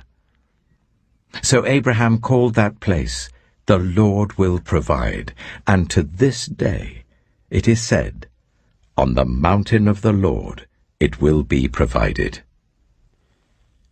The angel of the Lord called to Abraham from heaven a 2nd time, and said, "I swear by myself, declares the Lord, that because you have done this and have not withheld your son, your only son, I will surely bless you, and make your descendants as numerous as the stars in the sky and as the sand on the seashore. Your descendants will take possession of the cities of their enemies, and through your offspring all nations on earth will be blessed, because you have obeyed me." Then Abraham returned to his servants, and they set off together for Beersheba. And Abraham stayed in Beersheba. Some time later, Abraham was told, "Milcah is also a mother. She has borne sons to your brother Nahor. Uz the firstborn, Buz his brother, Kemuel the father of Aram, Kesed, Hazo, Pildash, Jiplaph, and Bethuel. Bethuel became the father of Rebekah. Milcah bore these 8 sons to Abraham's brother Nahor. His concubine, whose name was Rumah, also had sons, Teba, Gaham, Tehash, and Maacah." Genesis chapter 23. Sarah lived to be 127 years old. She died at Kiriath-arba, that is Hebron, in the land of Canaan, and Abraham went to mourn for Sarah and to weep over her. Then Abraham rose from beside his dead wife and spoke to the Hittites. He said, "I am a foreigner and stranger among you. Sell me some property for a burial site here, so I can bury my dead." The Hittites replied to Abraham, "Sir, listen to us. You are a mighty prince among us. Bury your dead in the choicest of our tombs. None of us will refuse you his tomb for burying your dead." Then Abraham rose and bowed down before the people of the land, the Hittites. He said to them, "If you are willing to let me bury my dead, then listen to me and intercede with Ephron, son of Zohar, on my behalf. So he will sell me the cave of Machpelah, which belongs to him and is at the end of his field. Ask him to sell it to me for the full price as a burial site among you." Ephron the Hittite was sitting among his people, and he replied to Abraham in the hearing of all the Hittites who had come to the gate of his city. "No, my lord," he said, "listen to me. I give you the field, and I give you the cave that is in it. I give it to you in the presence of my people. Bury your dead." Again Abraham bowed down before the people of the land, and he said to Ephron in their hearing, "Listen to me. If you will, I will pay the price of the field. Accept it from me, so I can bury my dead there." Ephron answered Abraham, "Listen to me, my lord. The land is worth 400 shekels of silver. But what is that between you and me? Bury your dead." Abraham agreed to Ephron's terms, and weighed out for him the price he had named in the hearing of the Hittites, 400 shekels of silver, according to the weight current among the merchants. So Ephron's field in Machpelah, near Mamre, both the field and the cave in it, and all the trees within the borders of the field, was legally made over to Abraham as his property in the presence of all the Hittites who had come to the gate of the city. Afterwards Abraham buried his wife Sarah in the cave in the field of Machpelah, near Mamre, which is at Hebron, in the land of Canaan. So the field and the cave in it were legally made over to Abraham by the Hittites as a burial site. Genesis chapter 24. Abraham was now very old, and the Lord had blessed him in every way. He said to the senior servant in his household, the one in charge of all that he had, "Put your hand under my thigh. I want you to swear by the Lord, the God of heaven and the God of earth, that you will not get a wife for my son from the daughters of the Canaanites, among whom I am living, but will go to my country and my own relatives and get a wife for my son Isaac." The servant asked him, "What if the woman is unwilling to come back with me to this land? Shall I then take your son back to the country you came from?" "Make sure that you do not take my son back there," Abraham said. "The Lord, the God of heaven, who brought me out of my father's household and my native land, and who spoke to me and promised me on oath, saying, 'To your offspring I will give this land,' he will send his angel before you, so that you can get a wife for my son from there. If the woman is unwilling to come back with you, then you will be released from this oath of mine. Only do not take my son back there." So the servant put his hand under the thigh of his master Abraham, and swore an oath to him concerning this matter. Then the servant left, taking with him 10 of his master's camels, loaded with all kinds of good things from his master. He set out for Aram Naharaim, and made his way to the town of Nahor. He made the camels kneel down near the well outside the town. It was toward evening, the time the women go out to draw water. Then he prayed, "Lord, God of my master Abraham, make me successful today and show kindness to my master Abraham. See, I am standing beside this spring, and the daughters of the townspeople are coming out to draw water. May it be that when I say to a young woman, 'Please let down your jar that I may have a drink,' and she says, 'Drink, and I'll water your camels too.' Let her be the one you have chosen for your servant Isaac. By this I will know that you have shown kindness to my master."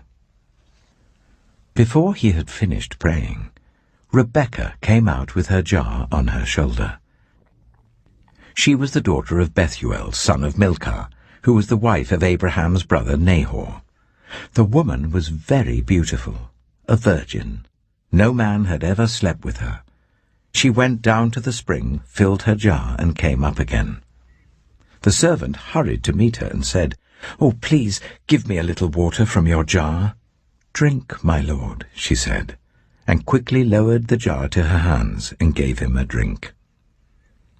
After she had given him a drink, she said, "I'll draw water for your camels too, until they've had enough to drink."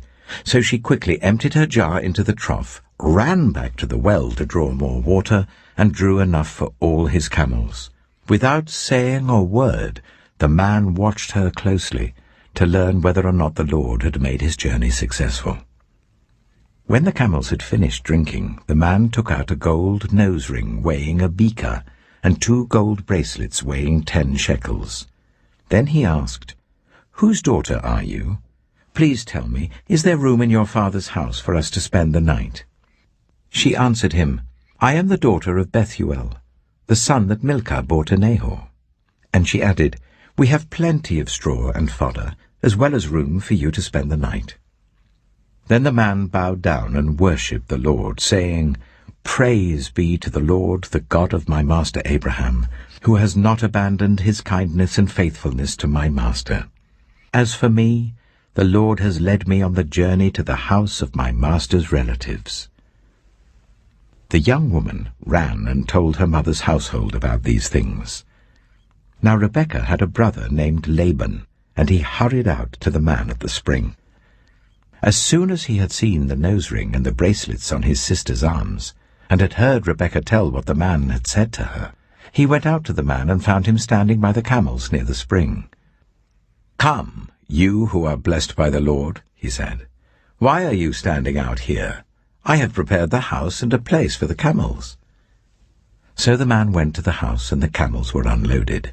Straw and fodder were brought for the camels, and water for him and his men to wash their feet.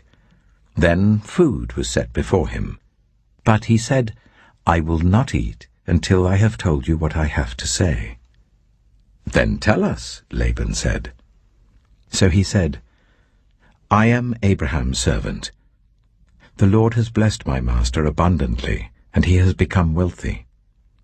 He has given him sheep and cattle, silver and gold, male and female servants, and camels and donkeys.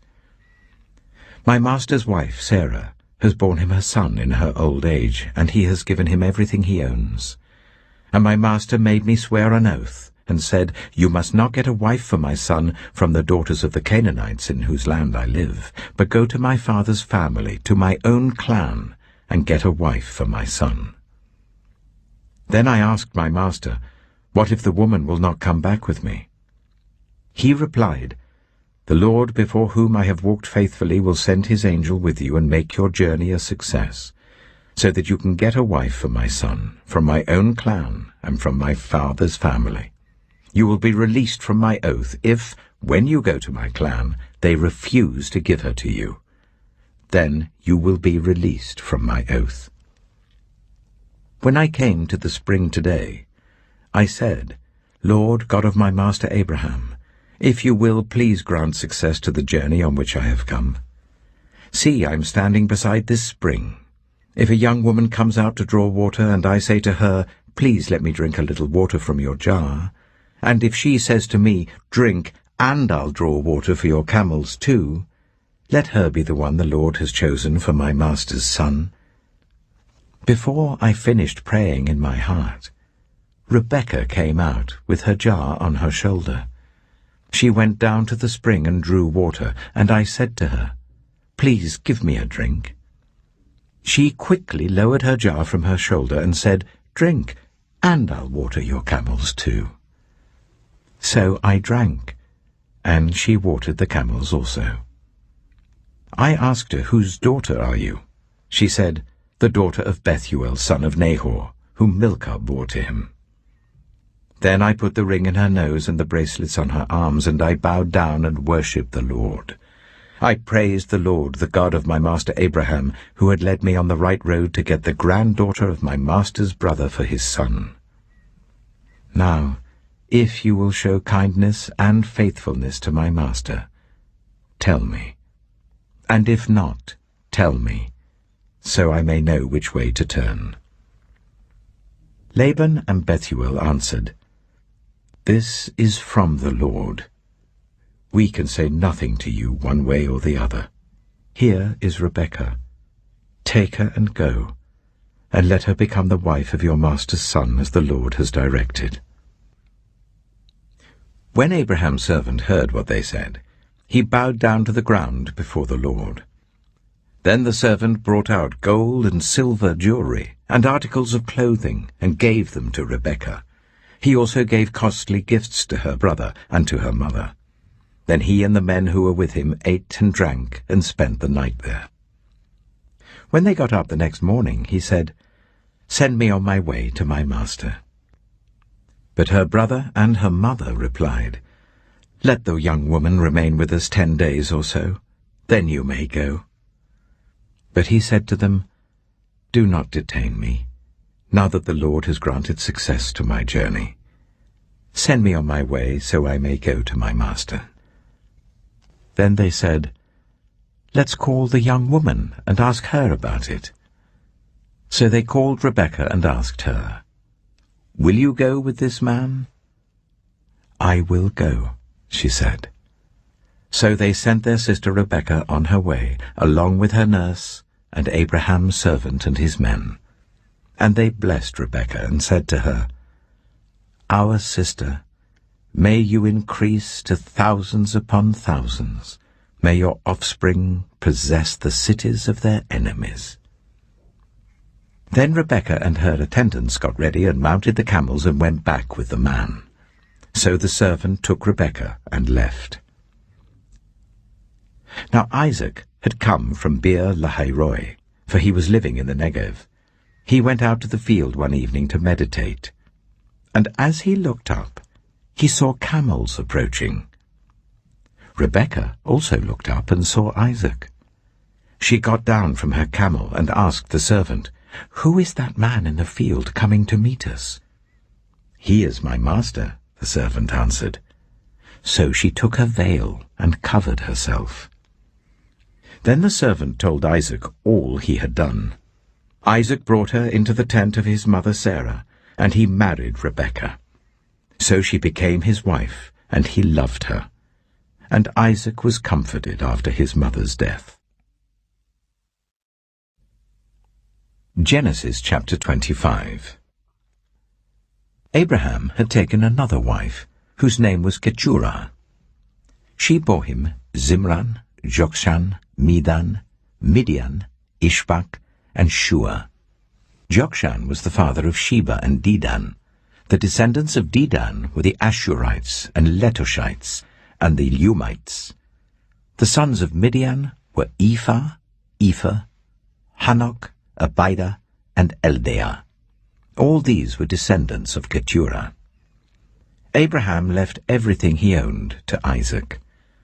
But while he was still living, he gave gifts to the sons of his concubines and sent them away from his son Isaac to the land of the east. Abraham lived 175 years. Then Abraham breathed his last and died at a good old age, an old man and full of years, and he was gathered to his people. His sons Isaac and Ishmael buried him in the cave of Machpelah, near Mamre, in the field of Ephron, son of Zohar the Hittite, the field Abraham had bought from the Hittites. There Abraham was buried with his wife Sarah. After Abraham's death, God blessed his son Isaac, who then lived near Beer Lahai-roi. This is the account of the family line of Abraham's son Ishmael, whom Sarah's slave Hagar the Egyptian bore to Abraham. These are the names of the sons of Ishmael, listed in the order of their birth. Nebaioth, the firstborn of Ishmael, Kedah, Adbeel, Mibsam, Mishma, Duma, Massa, Hadad, Tema, Jitor, Nephish, and Kadema. These were the sons of Ishmael, and these are the names of the 12 tribal rulers according to their settlements and camps. Ishmael lived 137 years. He breathed his last and died, and he was gathered to his people. His descendants settled in the area from Havilah to Shur, near the eastern border of Egypt as you go towards Ashur. And they lived in hostility toward all the tribes related to them. This is the account of the family line of Abraham's son Isaac. Abraham became the father of Isaac, and Isaac was 40 years old when he married Rebekah, daughter of Bethuel the Aramean from Paddan Aram, and sister of Laban the Aramean. Isaac prayed to the Lord on behalf of his wife because she was childless. The Lord answered his prayer, and his wife Rebekah became pregnant. The babies jostled each other within her, and she said, "Why is this happening to me?" So she went to inquire of the Lord. The Lord said to her, "2 nations are in your womb, and 2 peoples from within you will be separated. 1 people will be stronger than the other, and the older will serve the younger." When the time came for her to give birth, there were twin boys in her womb. The first to come out was red, and his whole body was like a hairy garment, so they named him Esau. After this his brother came out, with his hand grasping Esau's heel, so he was named Jacob. Isaac was 60 years old when Rebekah gave birth to them. The boys grew up, and Esau became a skillful hunter, a man of the open country, while Jacob was content to stay at home among the tents. Isaac, who had a taste for wild game, loved Esau, but Rebekah loved Jacob. Once, when Jacob was cooking some stew, Esau came in from the open country, famished. He said to Jacob, "Quick, let me have some of that red stew. I'm famished." That is why he was also called Edom. Jacob replied, "First sell me your birthright." "Look, I am about to die," Esau said. "What good is the birthright to me?" But Jacob said, "Swear to me first." So he swore an oath to him, selling his birthright to Jacob. Then Jacob gave Esau some bread and some lentil stew. He ate and drank, and then got up and left. So Esau despised his birthright. Genesis chapter 26. Now there was a famine in the land, besides the previous famine in Abraham's time, And Isaac went to Abimelech, king of the Philistines, in Gerar. The Lord appeared to Isaac and said, "Do not go down to Egypt. Live in the land where I tell you to live. Stay in this land for a while, and I will be with you and will bless you. For to you and your descendants I will give all these lands and will confirm the oath I swore to your father Abraham. I will make your descendants as numerous as the stars in the sky, and will give them all these lands.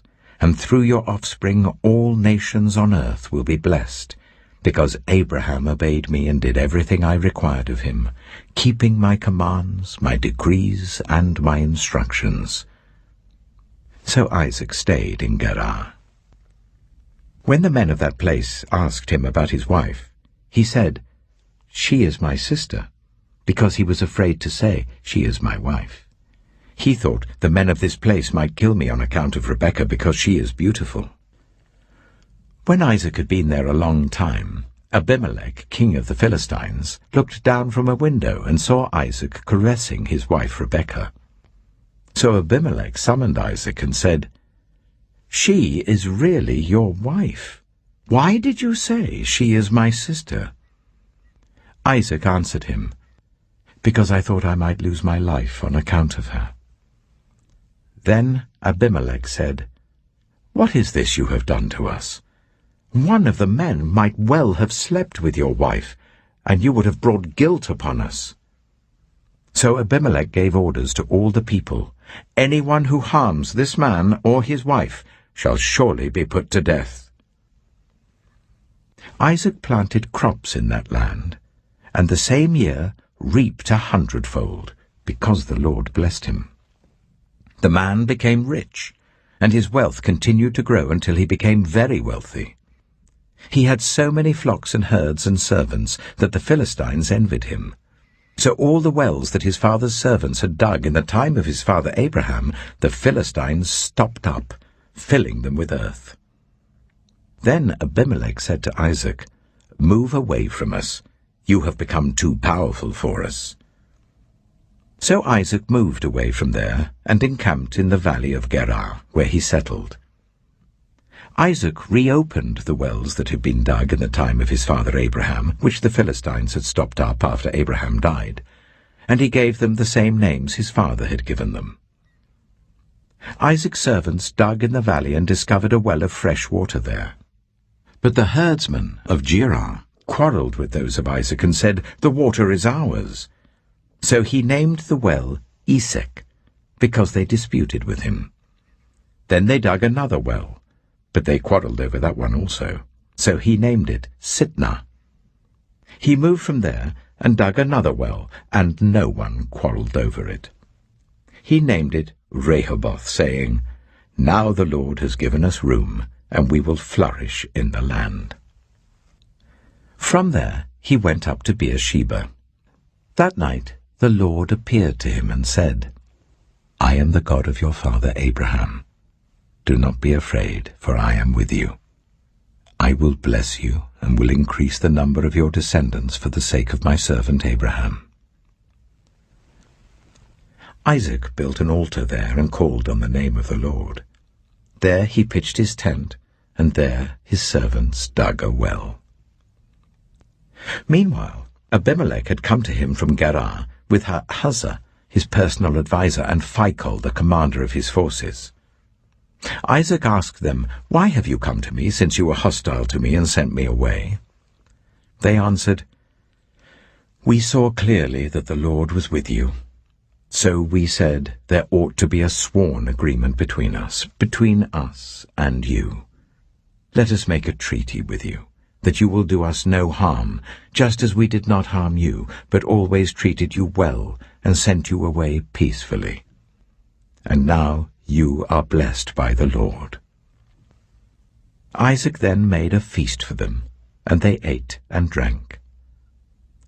Early the next morning the men swore an oath to each other. Then Isaac sent them on their way, and they went away peacefully. That day Isaac's servants came and told him about the well they had dug. They said, "We've found water." He called it Sheba, and to this day the name of the town has been Beersheba. When Esau was 40 years old, he married Judith, daughter of Beeri the Hittite, and also Basemath, daughter of Elon the Hittite. They were a source of grief to Isaac and Rebekah. Genesis chapter 27. When Isaac was old and his eyes were so weak that he could no longer see, he called for Esau his older son and said to him, "My son." "Here I am," he answered. Isaac said, "I am now an old man and don't know the day of my death. Now then, get your equipment, your quiver and bow, and go out to the open country to hunt some wild game for me.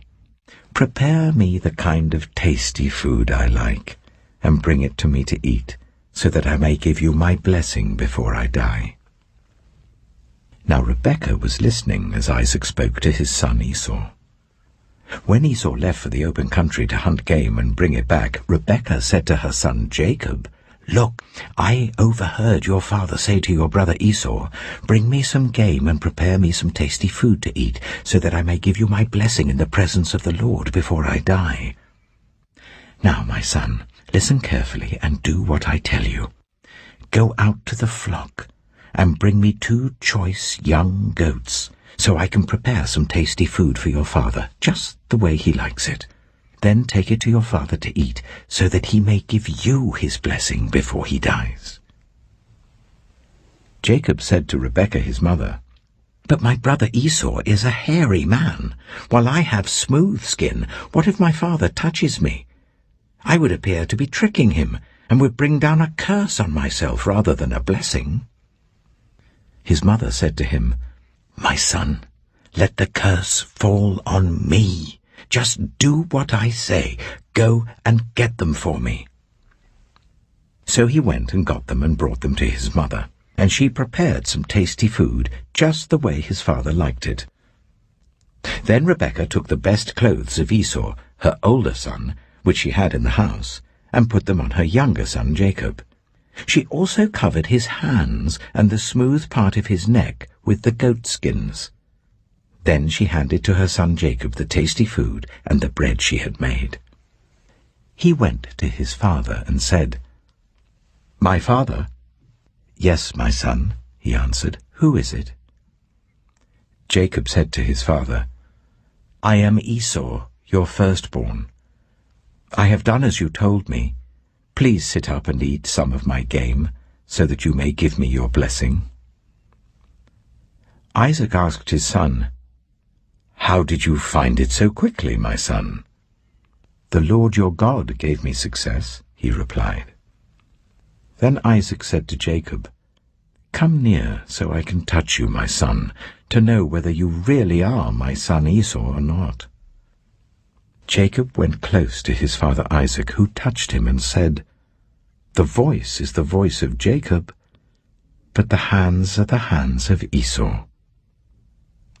He did not recognize him, for his hands were hairy like those of his brother Esau, so he proceeded to bless him. "Are you really my son Esau?" he asked. "I am," he replied.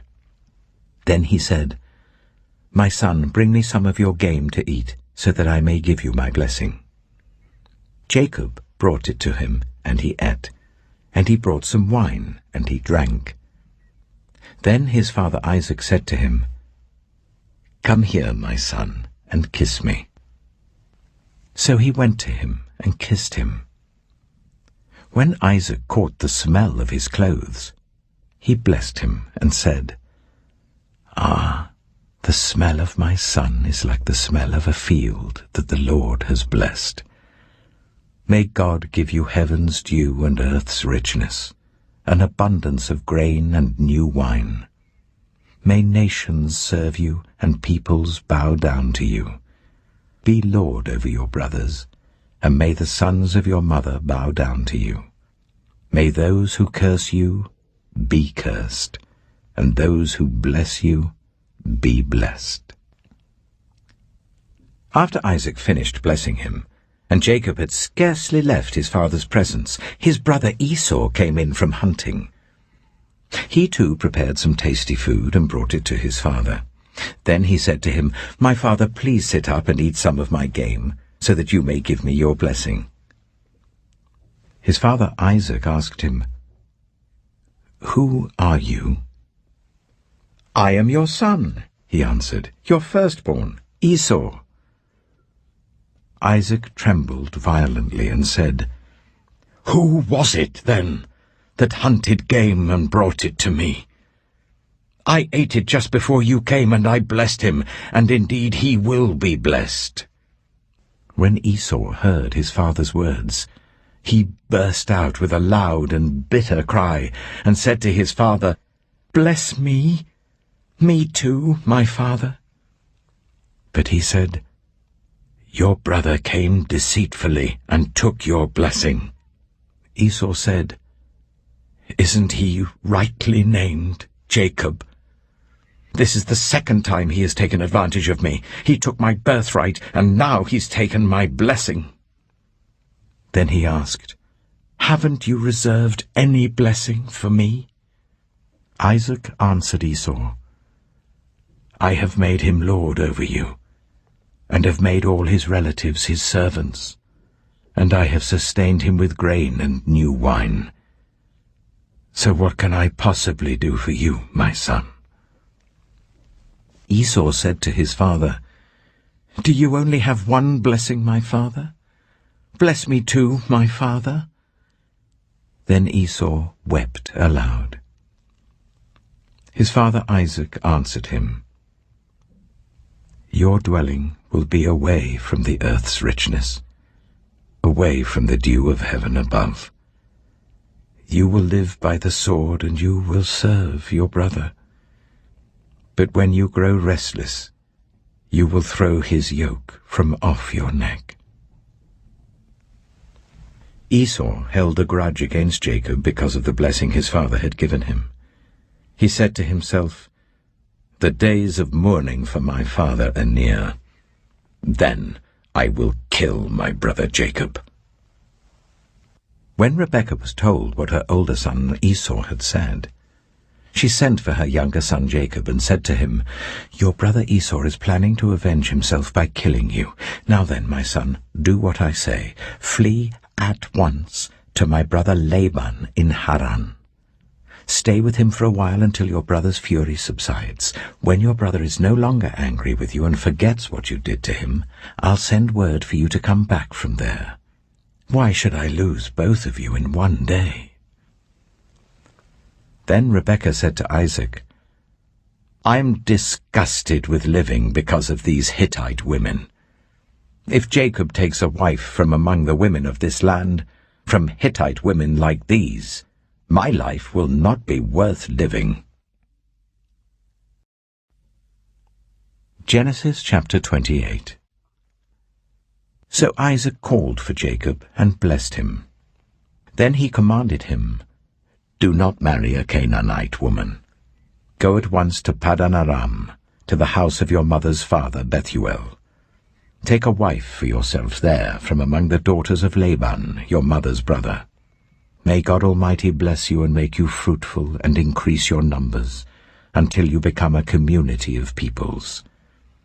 May he give you and your descendants the blessing given to Abraham, so that you may take possession of the land where you now reside as a foreigner, the land God gave to Abraham." Then Isaac sent Jacob on his way, and he went to Paddan Aram, to Laban son of Bethuel the Aramean, the brother of Rebekah, who was the mother of Jacob and Esau.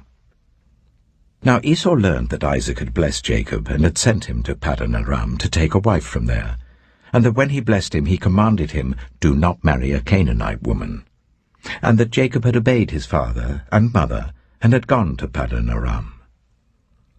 Esau then realized how displeasing the Canaanite women were to his father Isaac. So he went to Ishmael and married Mahalath, the sister of Nebaioth, and daughter of Ishmael, son of Abraham, in addition to the wives he already had. Jacob left Beersheba and set out for Haran. When he reached a certain place, he stopped for the night because the sun had set. Taking one of the stones there, he put it under his head and lay down to sleep. He had a dream. in which he saw a stairway resting on the earth with its top reaching to heaven, and the angels of God were ascending and descending on it. There above it stood the Lord, and he said, I am the Lord, the God of your father Abraham and the God of Isaac. I will give you and your descendants the land on which you are lying. Your descendants will be like the dust of the earth, and you will spread out to the west and to the east, to the north and to the south.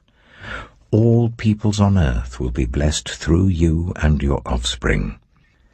I am with you and will watch over you wherever you go, and I will bring you back to this land. I will not leave you until I have done what I have promised you. When Jacob awoke from his sleep, he thought, Surely the Lord is in this place, and I was not aware of it. He was afraid and said, How awesome is this place! This is none other than the house of God. This is the gate of heaven. Early the next morning, Jacob took the stone he had placed under his head and set it up as a pillar and poured oil on top of it. He called that place Bethel, though the city used to be called Luz.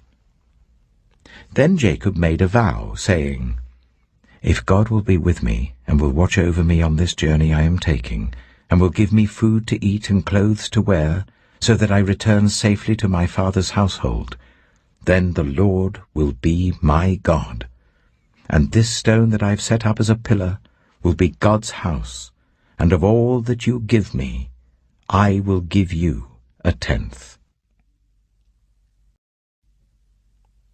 Genesis chapter 29. Then Jacob continued on his journey and came to the land of the eastern peoples.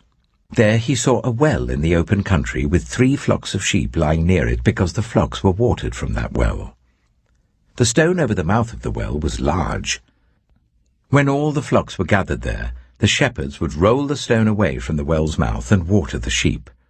Then they would return the stone to its place over the mouth of the well. Jacob asked the shepherds, My brothers, where are you from? We're from Haran, they replied. He said to them, Do you know Laban, Nahor's grandson? Yes, we know him, they answered. Then Jacob asked them, Is he well? Yes, he is, they said. And here comes his daughter Rachel with the sheep. Look, he said, the sun is still high. It is not time for the flocks to be gathered. Water the sheep and take them back to pasture. We can't, they replied, until all the flocks are gathered and the stone has been rolled away from the mouth of the well. Then we will water the sheep. While he was still talking with them, Rachel came with her father's sheep, for she was a shepherd. When Jacob saw Rachel, daughter of his uncle Laban, and Laban's sheep, he went over and rolled the stone away from the mouth of the well and watered his uncle's sheep. Then Jacob kissed Rachel and began to weep aloud. He had told Rachel that he was a relative of her father and a son of Rebekah. So she ran and told her father. As soon as Laban heard the news about Jacob, his sister's son, he hurried to meet him. He embraced him and kissed him and brought him to his home. And there Jacob told him all these things. Then Laban said to him, You are my own flesh and blood. After Jacob had stayed with him for a whole month, Laban said to him, Just because you're a relative of mine, should you work for me for nothing? Tell me what your wages should be. Now Laban had 2 daughters. The name of the older was Leah, and the name of the younger was Rachel. Leah had weak eyes, but Rachel had a lovely figure and was beautiful. Jacob was in love with Rachel and said, I'll work for you 7 years in return for your younger daughter Rachel. Laban said, It's better that I give her to you than to some other man. Stay here with me. So Jacob served 7 years to get Rachel, but they seemed like only a few days to him because of his love for her. Then Jacob said to Laban, Give me my wife. My time is completed, and I want to make love to her. So Laban brought together all the people of the place and gave a feast, But when evening came, he took his daughter Leah and brought her to Jacob, and Jacob made love to her. And Laban gave his servant Zilpah to his daughter as her attendant. When morning came, there was Leah. So Jacob said to Laban, "What is this you have done to me? I served you for Rachel, didn't I? Why have you deceived me?" Laban replied, "It is not our custom here to give the younger daughter in marriage before the older one. Finish this daughter's bridal week. Then we will give you the younger one also in return for another 7 years of work." And Jacob did so. He finished the week with Leah, and then Laban gave him his daughter Rachel to be his wife. Laban gave his servant Bilhah to his daughter Rachel as her attendant. Jacob made love to Rachel also, and his love for Rachel was greater than his love for Leah, and he worked for Laban another 7 years.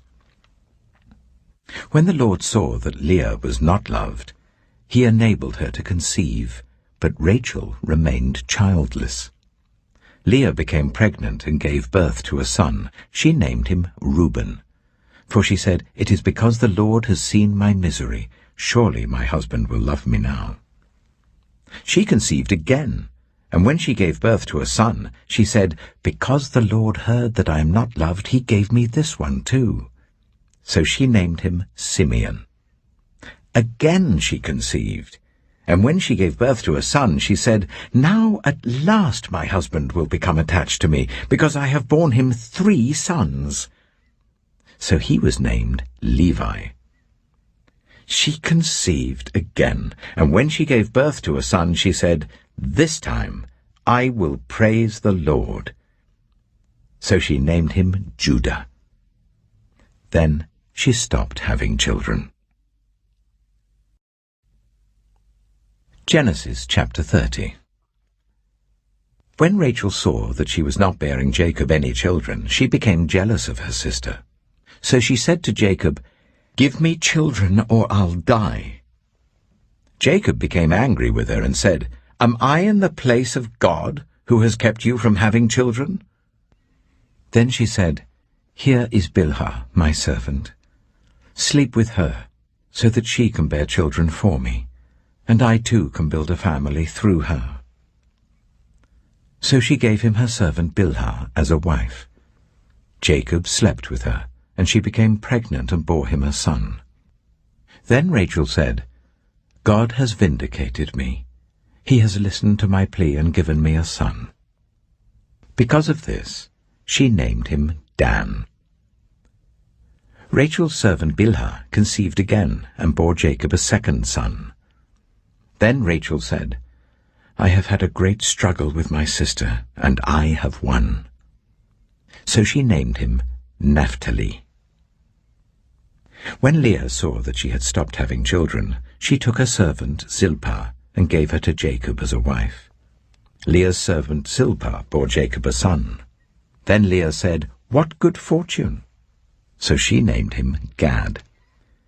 Leah's servant Zilpah bore Jacob a second son. Then Leah said, "How happy I am! The women will call me happy." So she named him Asher. During wheat harvest, Reuben went out into the fields and found some mandrake plants, which he brought to his mother Leah. Rachel said to Leah, "Please give me some of your son's mandrakes." But she said to her, "Wasn't it enough that you took away my husband? Will you take my son's mandrakes too?" "Very well," Rachel said. "He can sleep with you tonight in return for your son's mandrakes." So when Jacob came in from the fields that evening, Leah went out to meet him. "You must sleep with me," she said. "I have hired you with my son's mandrakes." So he slept with her that night. God listened to Leah, and she became pregnant and bore Jacob a 5th son. Then Leah said, "God has rewarded me for giving my servant to my husband." So she named him Issachar. Leah conceived again and bore Jacob a 6th son. Then Leah said, "God has presented me with a precious gift. This time my husband will treat me with honor because I have borne him 6 sons." So she named him Zebulun. Some time later she gave birth to a daughter and named her Dinah. Then God remembered Rachel. He listened to her and enabled her to conceive. She became pregnant and gave birth to a son, and said, "God has taken away my disgrace." She named him Joseph, and said, "May the Lord add to me another son." After Rachel gave birth to Joseph, Jacob said to Laban, "Send me on my way so I can go back to my own homeland. Give me my wives and children for whom I have served you, and I will be on my way. You know how much work I've done for you." But Laban said to him, "If I have found favor in your eyes, please stay. I have learned by divination that the Lord has blessed me because of you." He added, "Name your wages, and I will pay them." Jacob said to him, "You know how I have worked for you, and how your livestock has fared under my care. The little you had before I came has increased greatly, and the Lord has blessed you wherever I have been. But now, when may I do something for my own household?" "What shall I give you?" he asked. "Don't give me anything," Jacob replied. "But if you will do this one thing for me, I will go on tending your flocks and watching over them. Let me go through all your flocks today and remove from them every speckled or spotted sheep, every dark-colored lamb, and every spotted or speckled goat. They will be my wages, and my honesty will testify for me in the future, whenever you check on the wages you have paid me. Any goat in my possession that is not speckled or spotted, or any lamb that is not dark-colored, will be considered stolen." "Agreed," said Laban. "Let it be as you have said." That same day he removed all the male goats that were streaked or spotted, and all the speckled or spotted female goats, all that had white on them, and all the dark-colored lambs, and he placed them in the care of his sons. Then he put a 3-day journey between himself and Jacob, while Jacob continued to tend the rest of Laban's flocks. Jacob, however, took fresh-cut branches from poplar, almond, and plane trees, and made white stripes on them by peeling the bark and exposing the white inner wood of the branches. Then he placed the peeled branches in all the watering troughs, so that they would be directly in front of the flocks when they came to drink. When the flocks were in heat and came to drink, they mated in front of the branches, and they bore young that were streaked or speckled or spotted. Jacob set apart the young of the flock by themselves, but made the rest face the streaked and dark-colored animals that belonged to Laban. Thus he made separate flocks for himself, and did not put them with Laban's animals. Whenever the stronger females were in heat, Jacob would place the branches in the troughs in front of the animals, so that they would mate near the branches. But if the animals were weak, he would not place them there. So the weak animals went to Laban, and the strong ones went to Jacob. In this way the man grew exceedingly prosperous, and came to own large flocks and female and male servants, and camels and donkeys. Genesis chapter 31. Jacob heard that Laban's sons were saying, "Jacob has taken everything our father owned, and has gained all this wealth from what belonged to our father." And Jacob noticed that Laban's attitude toward him was not what it had been. Then the Lord said to Jacob, "Go back to the land of your fathers and to your relatives, and I will be with you." So Jacob sent word to Rachel and Leah to come out to the fields where his flocks were. He said to them, "I see that your father's attitude towards me is not what it was before, but the God of my father has been with me. You know that I've worked for your father with all my strength. Yet your father has cheated me by changing my wages 10 times. However, God has not allowed him to harm me. If he said, the speckled ones will be your wages. Then all the flocks gave birth to speckled young. And if he said, the streaked ones will be your wages, then all the flocks bore streaked young. So God has taken away your father's livestock and has given them to me. In breeding season I once had a dream, in which I looked up and saw that the male goats mating with the flock were streaked, speckled, or spotted. The angel of God said to me in the dream, Jacob. I answered, Here I am. And he said, Look up and see that all the male goats mating with the flock are streaked, speckled, or spotted, for I have seen all that Laban has been doing to you. I am the God of Bethel, where you anointed a pillar and where you made a vow to me. Now leave this land at once and go back to your native land. Then Rachel and Leah replied, Do we still have any share in the inheritance of our father's estate? Does he not regard us as foreigners? Not only has he sold us, but he has used up what was paid for us. Surely all the wealth that God took away from our father belongs to us and our children. So do whatever God has told you. Then Jacob put his children and his wives on camels, and he drove all his livestock ahead of him along with all the goods he had accumulated in Paddan Aram, to go to his father Isaac in the land of Canaan.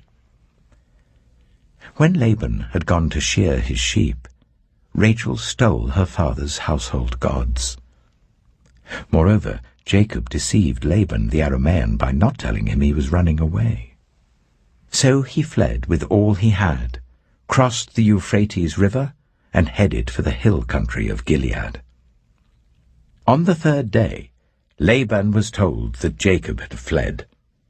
Taking his relatives with him, he pursued Jacob for 7 days and caught up with him in the hill country of Gilead.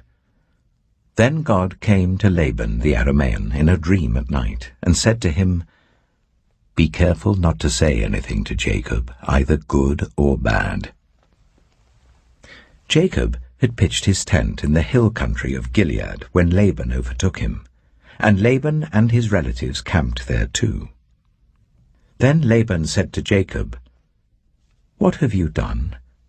You've deceived me, and you've carried off my daughters like captives in war.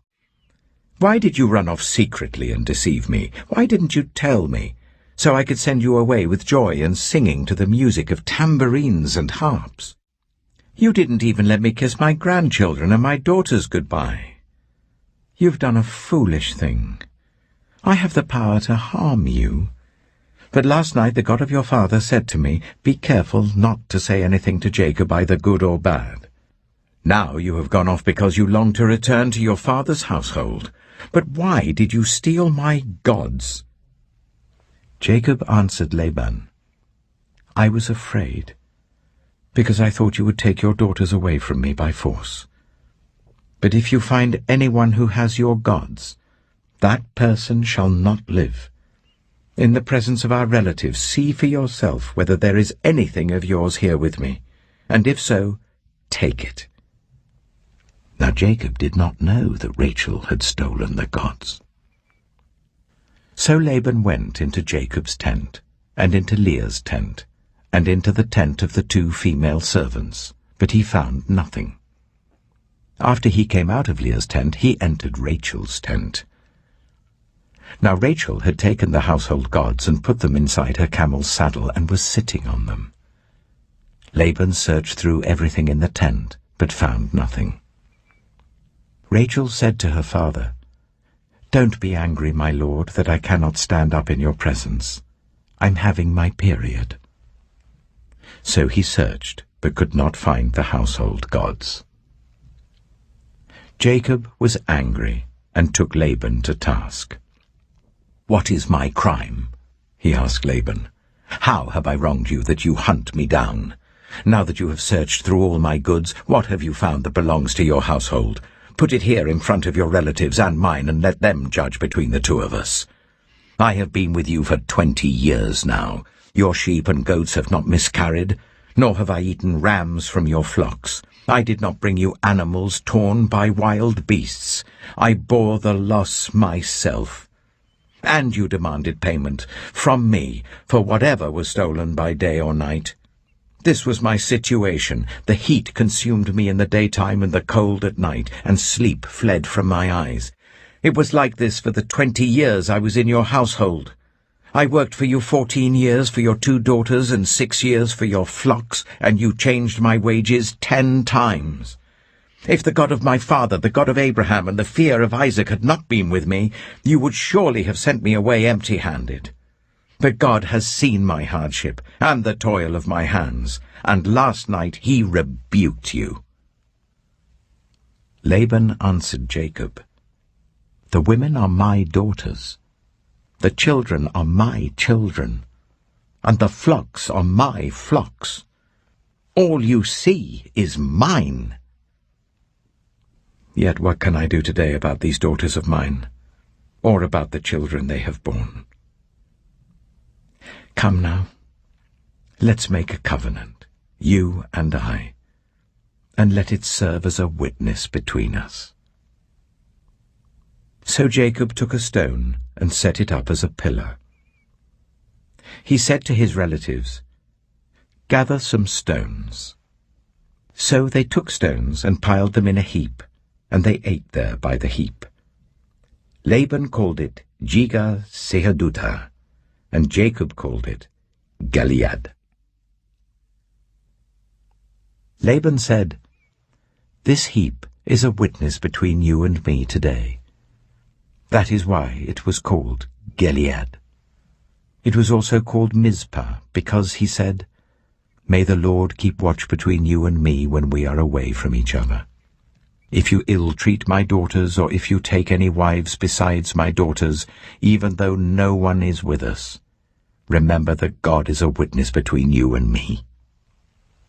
Laban also said to Jacob, "Here is this heap, and here is the pillar I have set up between you and me. This heap is a witness, and this pillar is a witness, that I will not go past this heap to your side to harm you, and that you will not go past this heap and pillar to my side to harm me. May the God of Abraham and the God of Nahor, the God of their father, judge between us." So Jacob took an oath in the name of the fear of his father Isaac. He offered a sacrifice there in the hill country and invited his relatives to a meal. After they had eaten, they spent the night there. Early the next morning, Laban kissed his grandchildren and his daughters and blessed them. Then he left and returned home. Genesis chapter 32. Jacob also went on his way, and the angels of God met him. When Jacob saw them, he said, "This is the camp of God." So he named that place Mahanaim.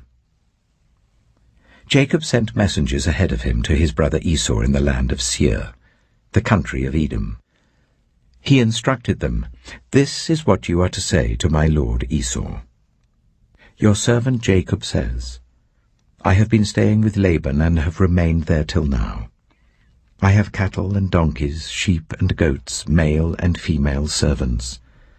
Now I am sending this message to my lord, that I may find favor in your eyes." When the messengers returned to Jacob, they said, "We went to your brother Esau, and now he is coming to meet you, and 400 men are with him." In great fear and distress, Jacob divided the people who were with him into 2 groups, and the flocks and herds and camels as well. He thought, if Esau comes and attacks one group, the group that is left may escape. Then Jacob prayed,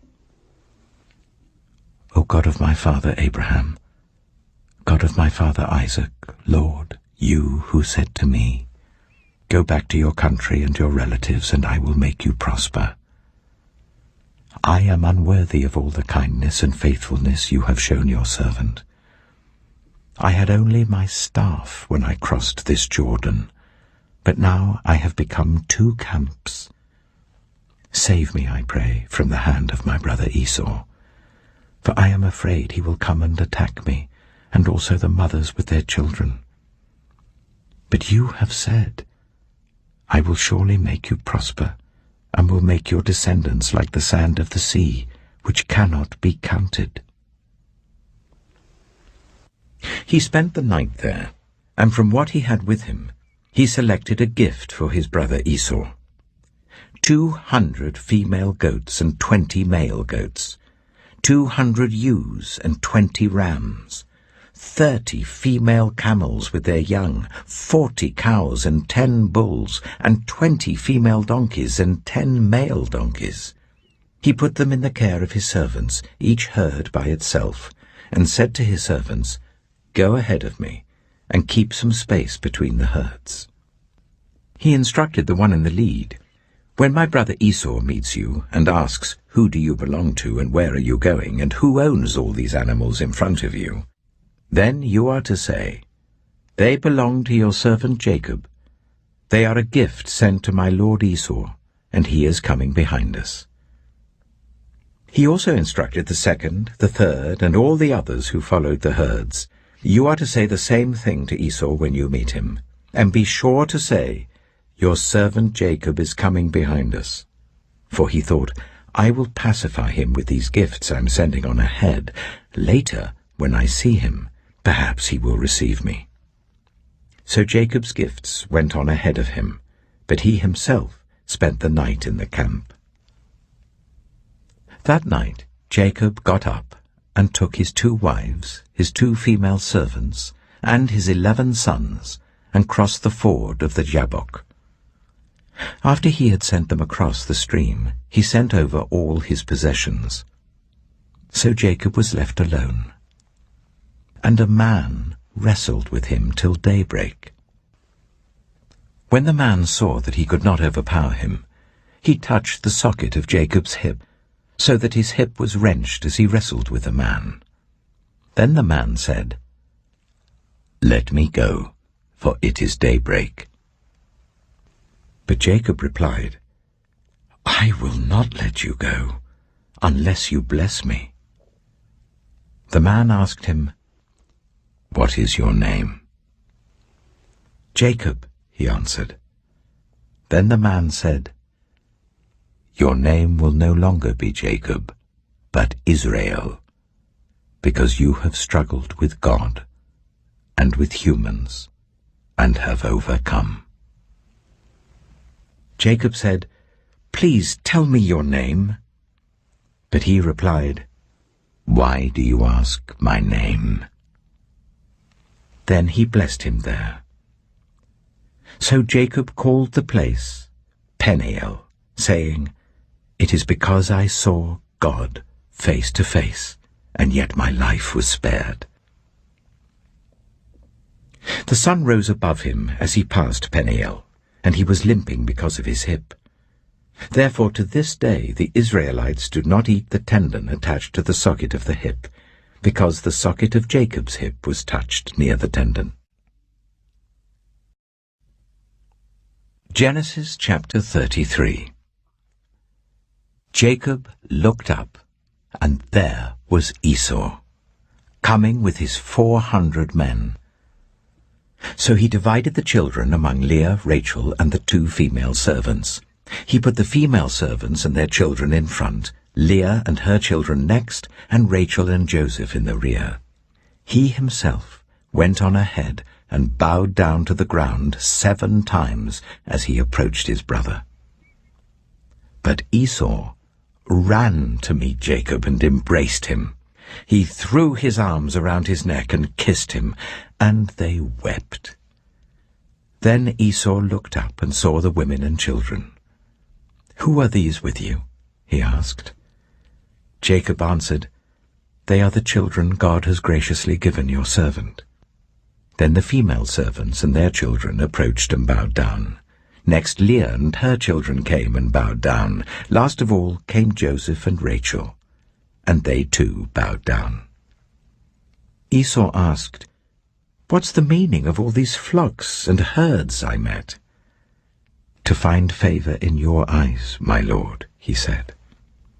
But Esau said, I already have plenty, my brother. Keep what you have for yourself." "No, please," said Jacob. "If I have found favor in your eyes, accept this gift from me. For to see your face is like seeing the face of God now that you have received me favorably. Please accept the present that was brought to you, for God has been gracious to me, and I have all I need." And because Jacob insisted, Esau accepted it. Then Esau said, "Let us be on our way. I'll accompany you." But Jacob said to him, "My Lord knows that the children are tender, and that I must care for the ewes and cows that are nursing their young. If they are driven hard just one day, all the animals will die. So let my Lord go on ahead of his servant while I move along slowly at the pace of the flocks and herds before me, and the pace of the children, until I come to my Lord in Seir." Esau said, "Then let me leave some of my men with you." "But why do that?" Jacob asked. "Just let me find favor in the eyes of my Lord." So that day Esau started on his way back to Seir. Jacob, however, went to Succoth, where he built a place for himself and made shelters for his livestock. That is why the place is called Succoth. After Jacob came from Paddan Aram, he arrived safely at the city of Shechem in Canaan, and camped within sight of the city. For 100 pieces of silver he bought from the sons of Hamor, the father of Shechem, the plot of ground where he pitched his tent. There he set up an altar, and called it El Elohe Israel. Genesis chapter 34. Now Dinah, the daughter Leah had borne to Jacob, went out to visit the women of the land. When Shechem, son of Hamor the Hivite, the ruler of that area, saw her, he took her and raped her. His heart was drawn to Dinah, daughter of Jacob. He loved the young woman and spoke tenderly to her.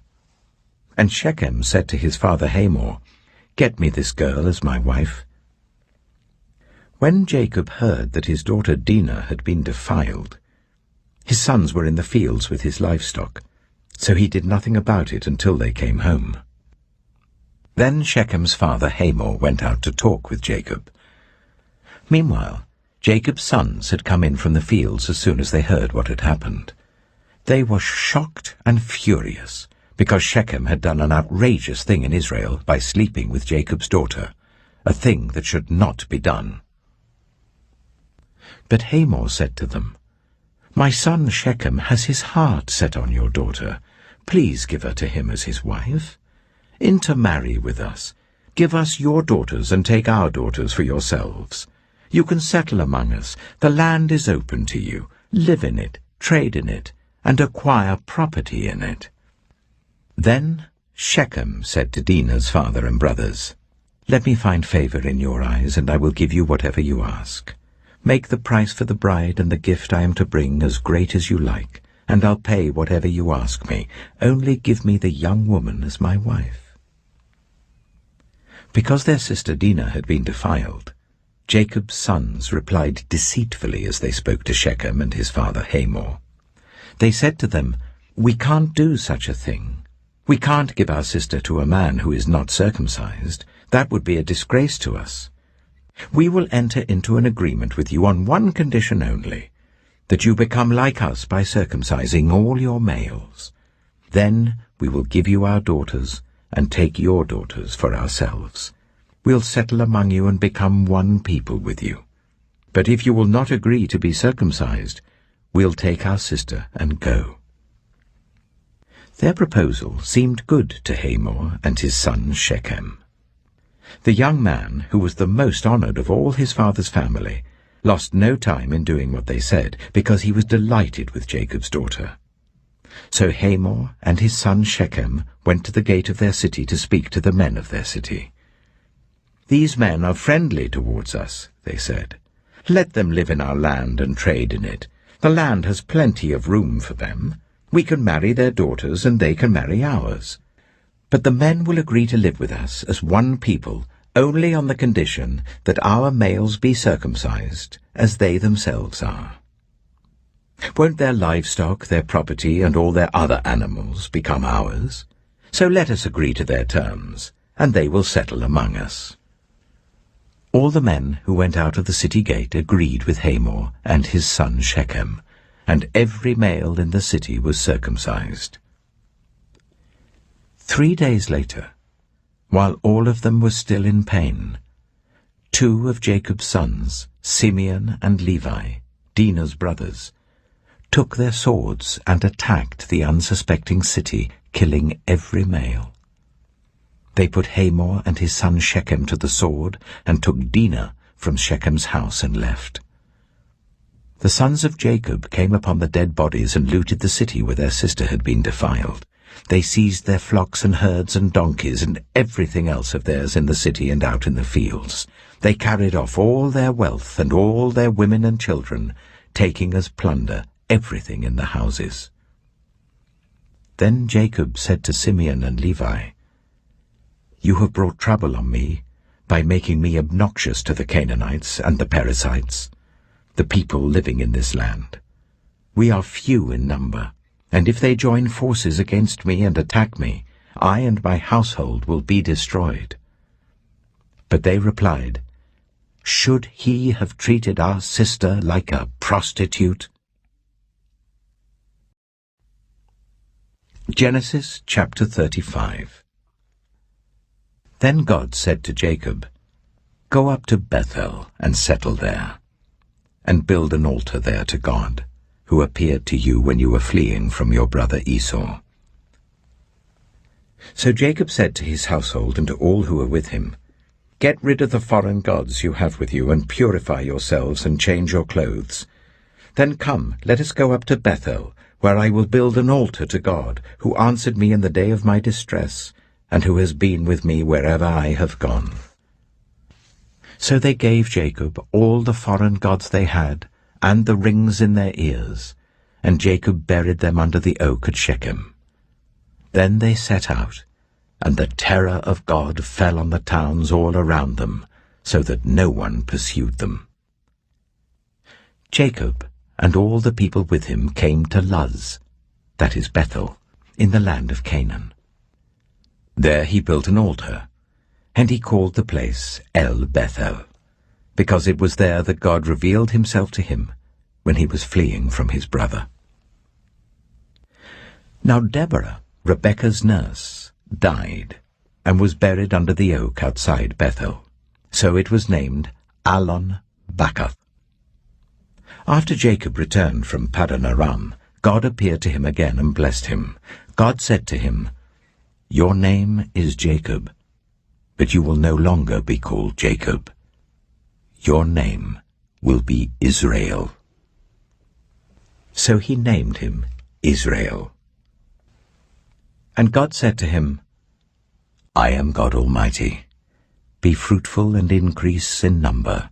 A nation and a community of nations will come from you, and kings will be among your descendants.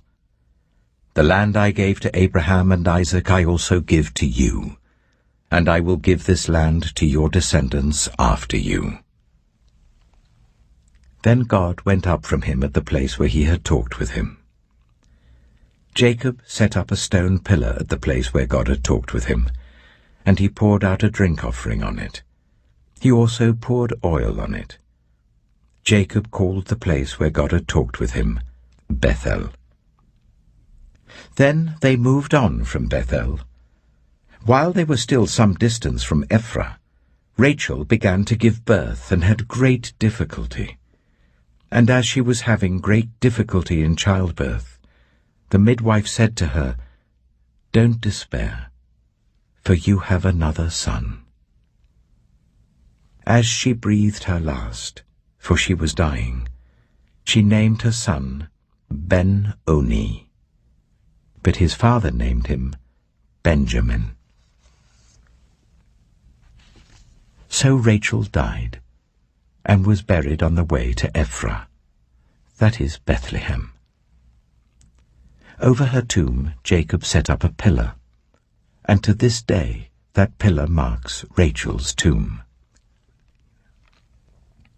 Israel moved on again and pitched his tent beyond Migdal Eder. While Israel was living in that region, Reuben went in and slept with his father's concubine Bilhah, and Israel heard of it. Jacob had 12 sons. The sons of Leah: Reuben, the firstborn of Jacob, Simeon, Levi, Judah, Issachar, and Zebulun. The sons of Rachel: Joseph and Benjamin. The sons of Rachel's servant Bilhah: Dan and Naphtali. The sons of Leah's servant Zilpah: Gad and Asher. These were the sons of Jacob who were born to him in Paddan Aram. Jacob came home to his father Isaac in Mamre, near Kiriath Arba, that is Hebron, where Abraham and Isaac had stayed. Isaac lived 180 years. Then he breathed his last and died, and was gathered to his people, old and full of years. And his sons Esau and Jacob buried him. Genesis chapter 36. This is the account of the family line of Esau, that is, Edom. Esau took his wives from the women of Canaan: Adah, daughter of Elon the Hittite, and Aholibamah, daughter of Anah and granddaughter of Zibeon the Hivite, and Basemath, daughter of Ishmael and sister of Nebaioth. Adah bore Eliphaz to Esau, Basemath bore Ruel, and Aholibamah bore Jeush, Jalam, and Korah. These were the sons of Esau who were born to him in Canaan.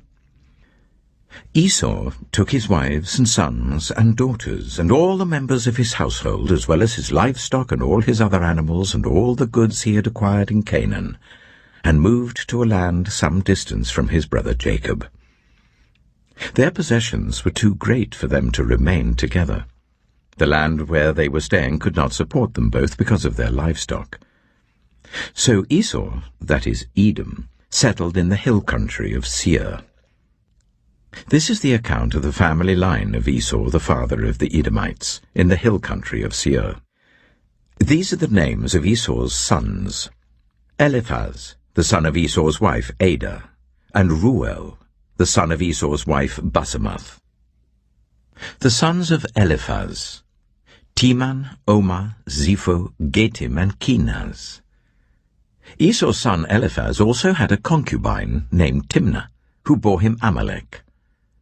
These were grandsons of Esau's wife Adah.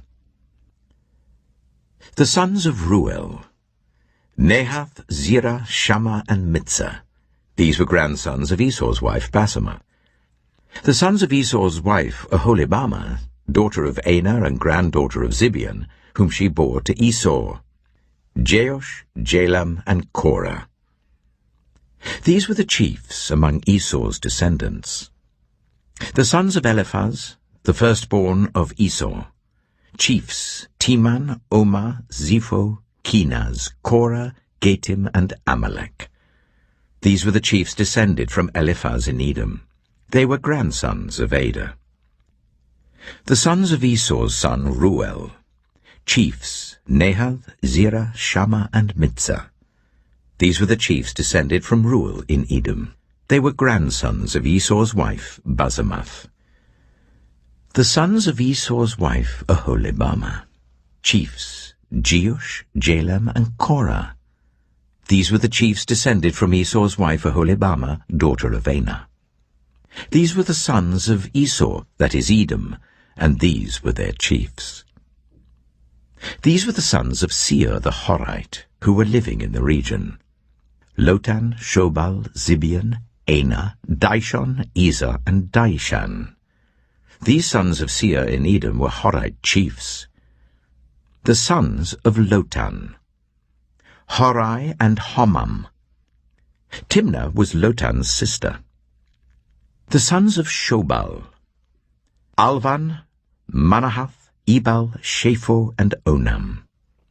The sons of Zibeon: Ea and Ana. This is the Ana who discovered the hot springs in the desert while he was grazing the donkeys of his father Zibeon. The children of Ana, Dishon and Aholibama, daughter of Ana. The sons of Dishon, Hemdan, Eshban, Ithran, and Kiran. The sons of Ezer, Bilhan, Zevan, and Achan. The sons of Dishan, Az and Aran. These were the Horite chiefs: Lotan, Shobal, Zibeon, Ana, Dishon, Ezer, and Dishan. These were the Horite chiefs according to their divisions in the land of Seir. These were the kings who reigned in Edom before any Israelite king reigned. Bela, son of Beor, became king of Edom. His city was named Dinhabah. When Bela died, Jobab, son of Zerah from Bozrah, succeeded him as king. When Jobab died, Husham from the land of the Temanites succeeded him as king. When Husham died, Hadad, son of Bedad, who defeated Midian in the country of Moab, succeeded him as king. His city was named Avith. When Hadad died, Samlah from Masrekah succeeded him as king. When Samlah died, Shaul from Rehoboth on the river succeeded him as king. When Shaul died, Baal-Hanan, son of Akbor, succeeded him as king. When Baal-Hanan, son of Akbor, died, Hadad succeeded him as king. His city was named Peiu, and his wife's name was Mehetabel, daughter of Metred, the daughter of Mezahab.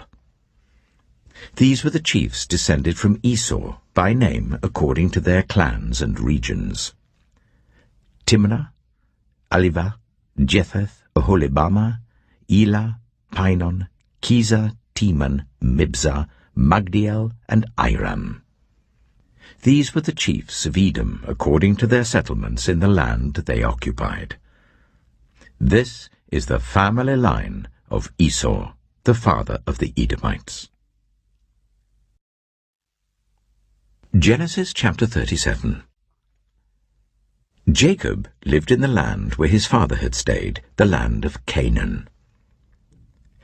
This is the account of Jacob's family line. Joseph, a young man of 17, was tending the flocks with his brothers, the sons of Bilhah and the sons of Zilpah, his father's wives, and he brought their father a bad report about them. Now Israel loved Joseph more than any of his other sons, because he had been born to him in his old age, and he made an ornate robe for him. When his brothers saw that their father loved him more than any of them, they hated him and could not speak a kind word to him.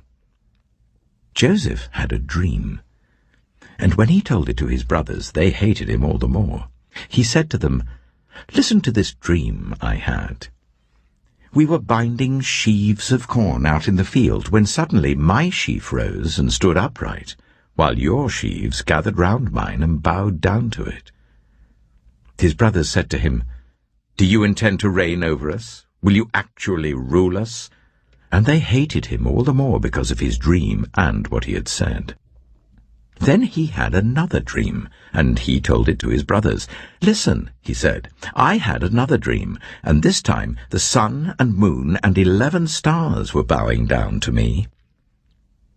When he told his father as well as his brothers, his father rebuked him and said, "What is this dream you had? Will your mother and I and your brothers actually come and bow down to the ground before you?" His brothers were jealous of him, but his father kept the matter in mind. Now his brothers had gone to graze their father's flocks near Shechem, and Israel said to Joseph, "As you know, your brothers are grazing the flocks near Shechem. Come, I'm going to send you to them." "Very well," he replied. So he said to him, "Go and see if all is well with your brothers and with the flocks, and bring word back to me." Then he sent him off from the valley of Hebron. When Joseph arrived at Shechem, a man found him wandering around in the fields and asked him, "What are you looking for?" He replied, "I'm looking for my brothers. Can you tell me where they are grazing their flocks?" "They've moved on from here," the man answered. I heard them say, 'Let's go to Dothan.' So Joseph went after his brothers and found them near Dothan. But they saw him in the distance, and before he reached them they plotted to kill him. 'Here comes that dreamer,' they said to each other. 'Come now, let's kill him and throw him into one of these cisterns, and say that a ferocious animal devoured him. Then we'll see what comes of his dreams.' When Reuben heard this, he tried to rescue him from their hands. 'Let's not take his life,' he said. 'Don't shed any blood. Throw him into this cistern here in the wilderness, but don't lay a hand on him.' Reuben said this to rescue him from them and take him back to his father.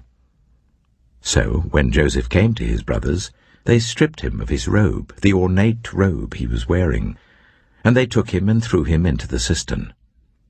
The cistern was empty, there was no water in it. As they sat down to eat their meal, they looked up and saw a caravan of Ishmaelites coming from Gilead. Their camels were loaded with spices, balm and myrrh, and they were on their way to take them down to Egypt. Judah said to his brothers, "What will we gain if we kill our brother and cover up his blood? Come, let's sell him to the Ishmaelites, and not lay our hands on him. After all, he is our brother, our own flesh and blood." His brothers agreed. So when the Midianite merchants came by, his brothers pulled Joseph up out of the cistern and sold him for 20 shekels of silver to the Ishmaelites, who took him to Egypt. When Reuben returned to the cistern and saw that Joseph was not there, he tore his clothes. He went back to his brothers and said, "The boy isn't there. Where can I turn now?" Then they got Joseph's robe, slaughtered a goat and dipped the robe in the blood. They took the ornate robe back to their father and said, "We found this. Examine it to see whether it is your son's robe." He recognized it and said, "It is my son's robe. Some ferocious animal has devoured him. Joseph has surely been torn to pieces." Then Jacob tore his clothes, put on sackcloth, and mourned for his son many days. All his sons and daughters came to comfort him, but he refused to be comforted. "No," he said, "I will continue to mourn until I join my son in the grave." So his father wept for him. Meanwhile, the Midianites sold Joseph in Egypt to Potiphar, one of Pharaoh's officials, the captain of the guard. Genesis chapter 38. At that time, Judah left his brothers and went down to stay with a man of Adullam named Hira. There Judah met the daughter of a Canaanite man named Shua. He married her and made love to her. She became pregnant and gave birth to a son, who was named She conceived again and gave birth to a son and named him Onan. She gave birth to still another son and named him Shelah. It was at Kisib that she gave birth to him. Judah got a wife for his firstborn, and her name was Tamar. But Judah's firstborn, was wicked in the Lord's sight, so the Lord put him to death. Then Judah said to Onan, "Sleep with your brother's wife, and fulfill your duty to her as a brother-in-law to raise up offspring for your brother." But Onan knew that the child would not be his. So whenever he slept with his brother's wife, he spilled his semen on the ground to avoid providing offspring for his brother. What he did was wicked in the Lord's sight, so the Lord put him to death also. Judah then said to his daughter-in-law Tamar, "Live as a widow in your father's household until my son Shelah grows up." For he thought, he may die too, just like his brothers. So Tamar went to live in her father's household. After a long time, Judah's wife, the daughter of Shua, died. When Judah had recovered from his grief, he went up to Timnah to the men who were shearing his sheep, and his friend Hira the Adullamite went with him. When Tamar was told, "Your father-in-law is on his way to Timnah to shear his sheep," she took off her widow's clothes, covered herself with a veil to disguise herself, and then sat down at the entrance to Enaim, which is on the road to Timnah, for she saw that though Shelah had now grown up, she had not been given to him as his wife. When Judah saw her, he thought she was a prostitute, for she had covered her face. Not realizing that she was his daughter-in-law, he went over to her by the roadside and said, "Come now, let me sleep with you." "And what will you give me to sleep with you?" she asked. "I'll send you a young goat from my flock," he said. "Will you give me something as a pledge until you send it?" she asked. He said, "What pledge should I give you?" "Your seal and its cord and the staff in your hand," she answered. So he gave them to her and slept with her, and she became pregnant by him. After she left, she took off her veil and put on her widow's clothes again. Meanwhile Judah sent the young goat by his friend the Adullamite in order to get his pledge back from the woman, but he did not find her. He asked the men who lived there, "Where is the shrine prostitute who was beside the road at Enaim?" "There hasn't been any shrine prostitute here," they said. So he went back to Judah and said, "I didn't find her. Besides, the men who lived there said, 'There hasn't been any shrine prostitute here.'" Then Judah said, "Let her keep what she has, or we will become a laughingstock. After all, I did send her this young goat, but you didn't find her." About 3 months later, Judah was told, "Your daughter-in-law Tamar is guilty of prostitution, and as a result she is now pregnant." Judah said, "Bring her out, and let her be burned to death." As she was being brought out, she sent a message to her father-in-law. "I am pregnant by the man who owns these," she said. And she added, "See if you recognize whose seal and cord and staff these are." Judah recognized them and said, "She is more righteous than I, since I wouldn't give her to my son Shelah." And he did not sleep with her again. When the time came for her to give birth, there were twin boys in her womb. As she was giving birth, one of them put out his hand.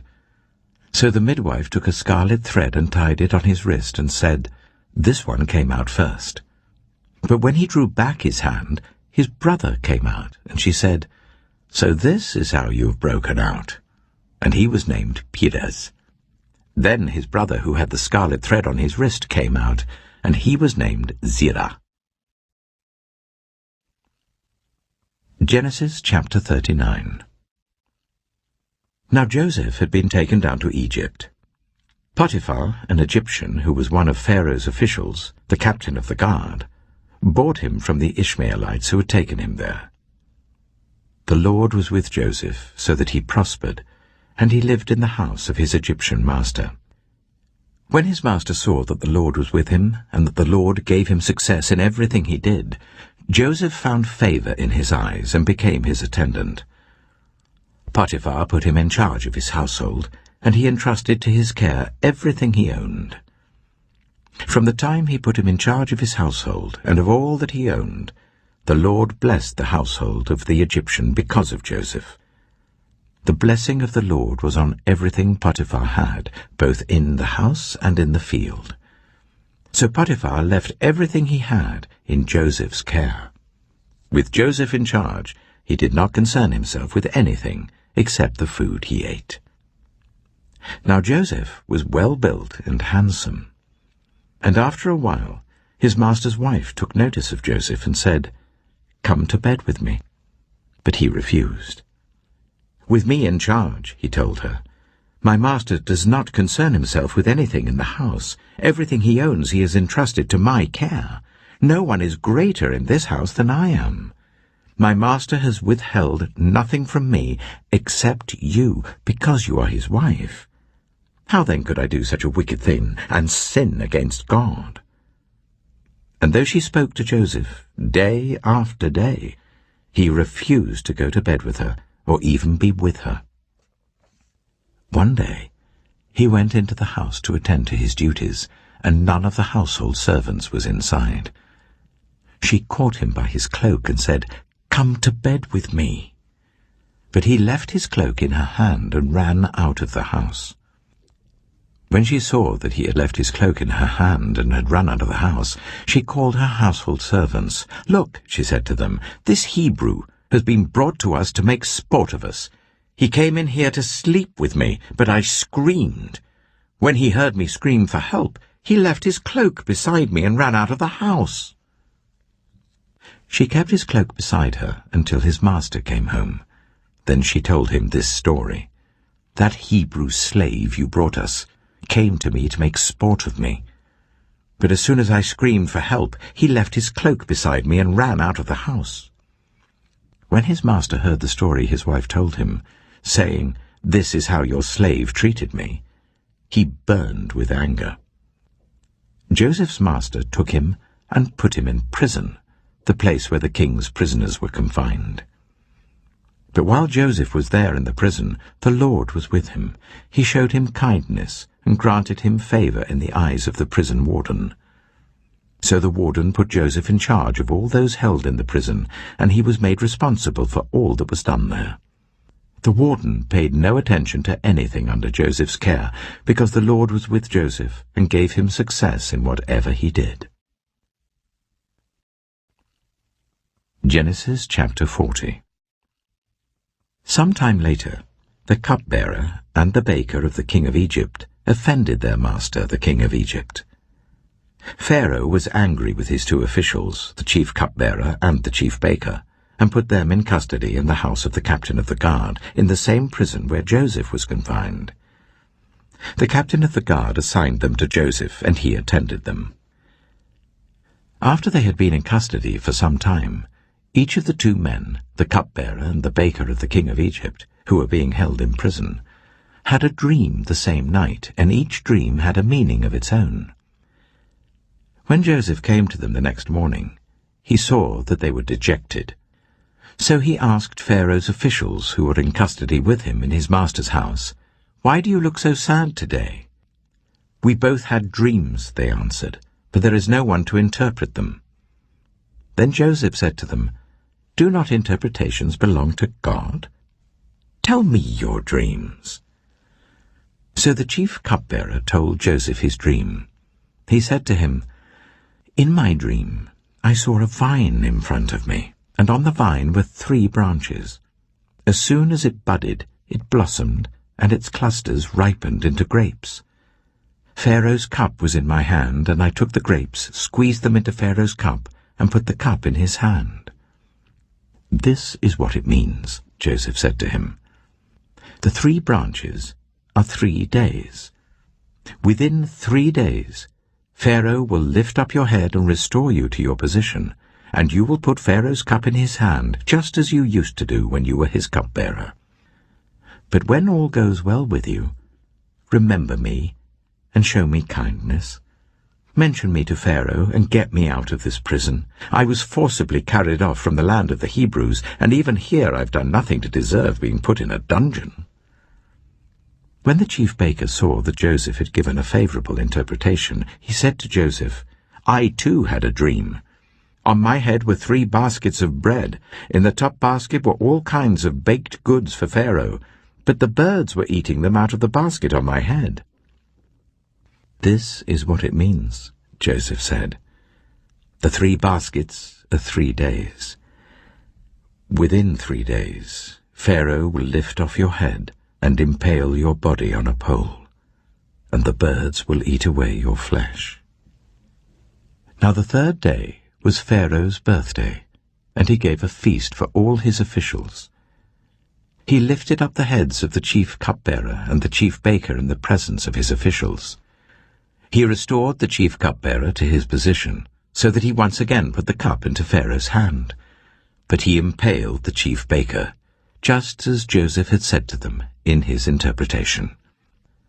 The chief cupbearer, however, did not remember Joseph. He forgot him. Genesis chapter 41. When 2 full years had passed, Pharaoh had a dream. He was standing by the Nile, when out of the river there came up 7 cows, sleek and fat, and they grazed among the reeds. After them 7 other cows, ugly and gaunt, came up out of the Nile and stood beside those on the river bank.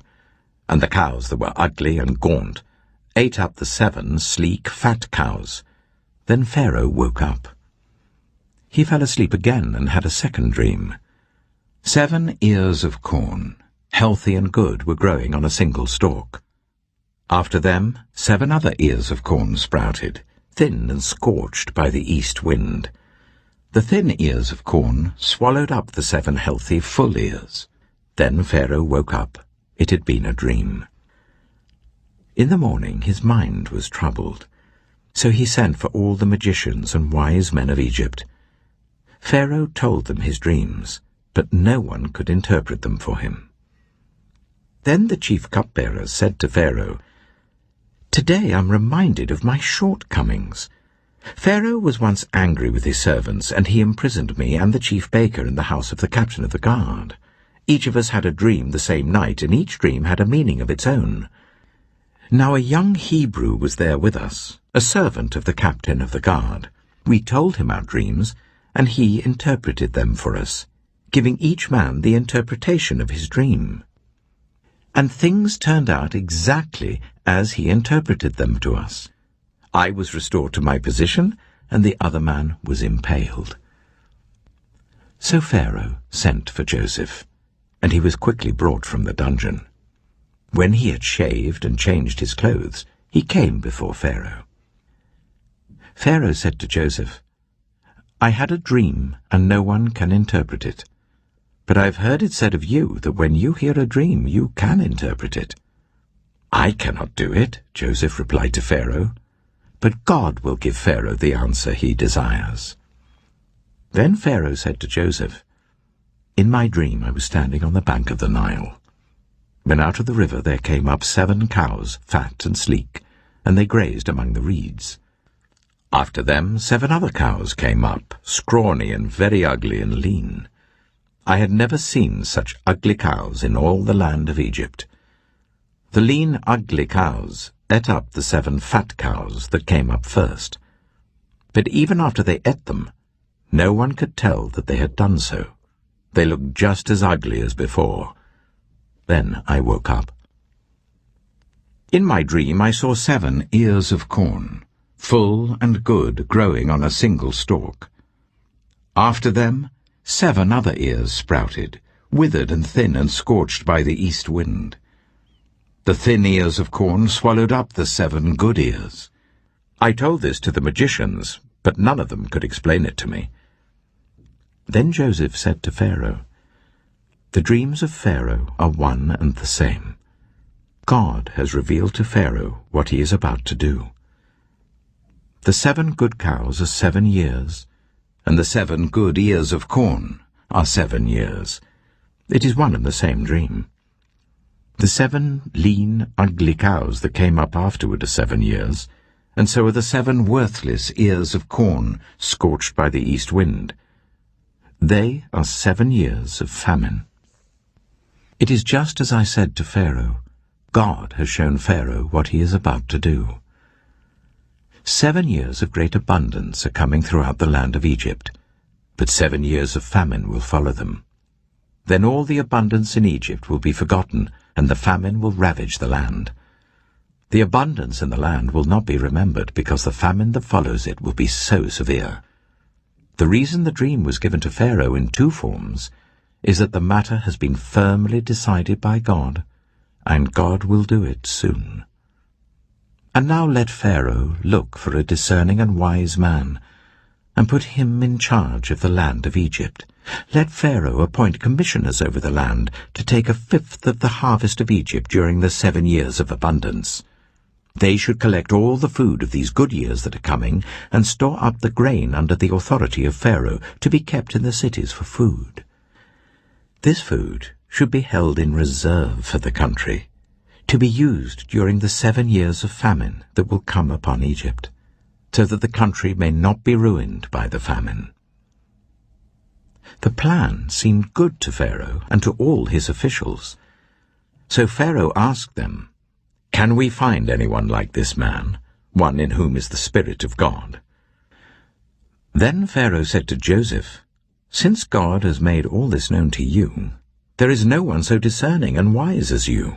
You shall be put in charge of my palace, and all my people are to submit to your orders. Only with respect to the throne will I be greater than you." So Pharaoh said to Joseph, "I hereby put you in charge of the whole land of Egypt." Then Pharaoh took his signet ring from his finger and put it on Joseph's finger. He dressed him in robes of fine linen and put a gold chain around his neck.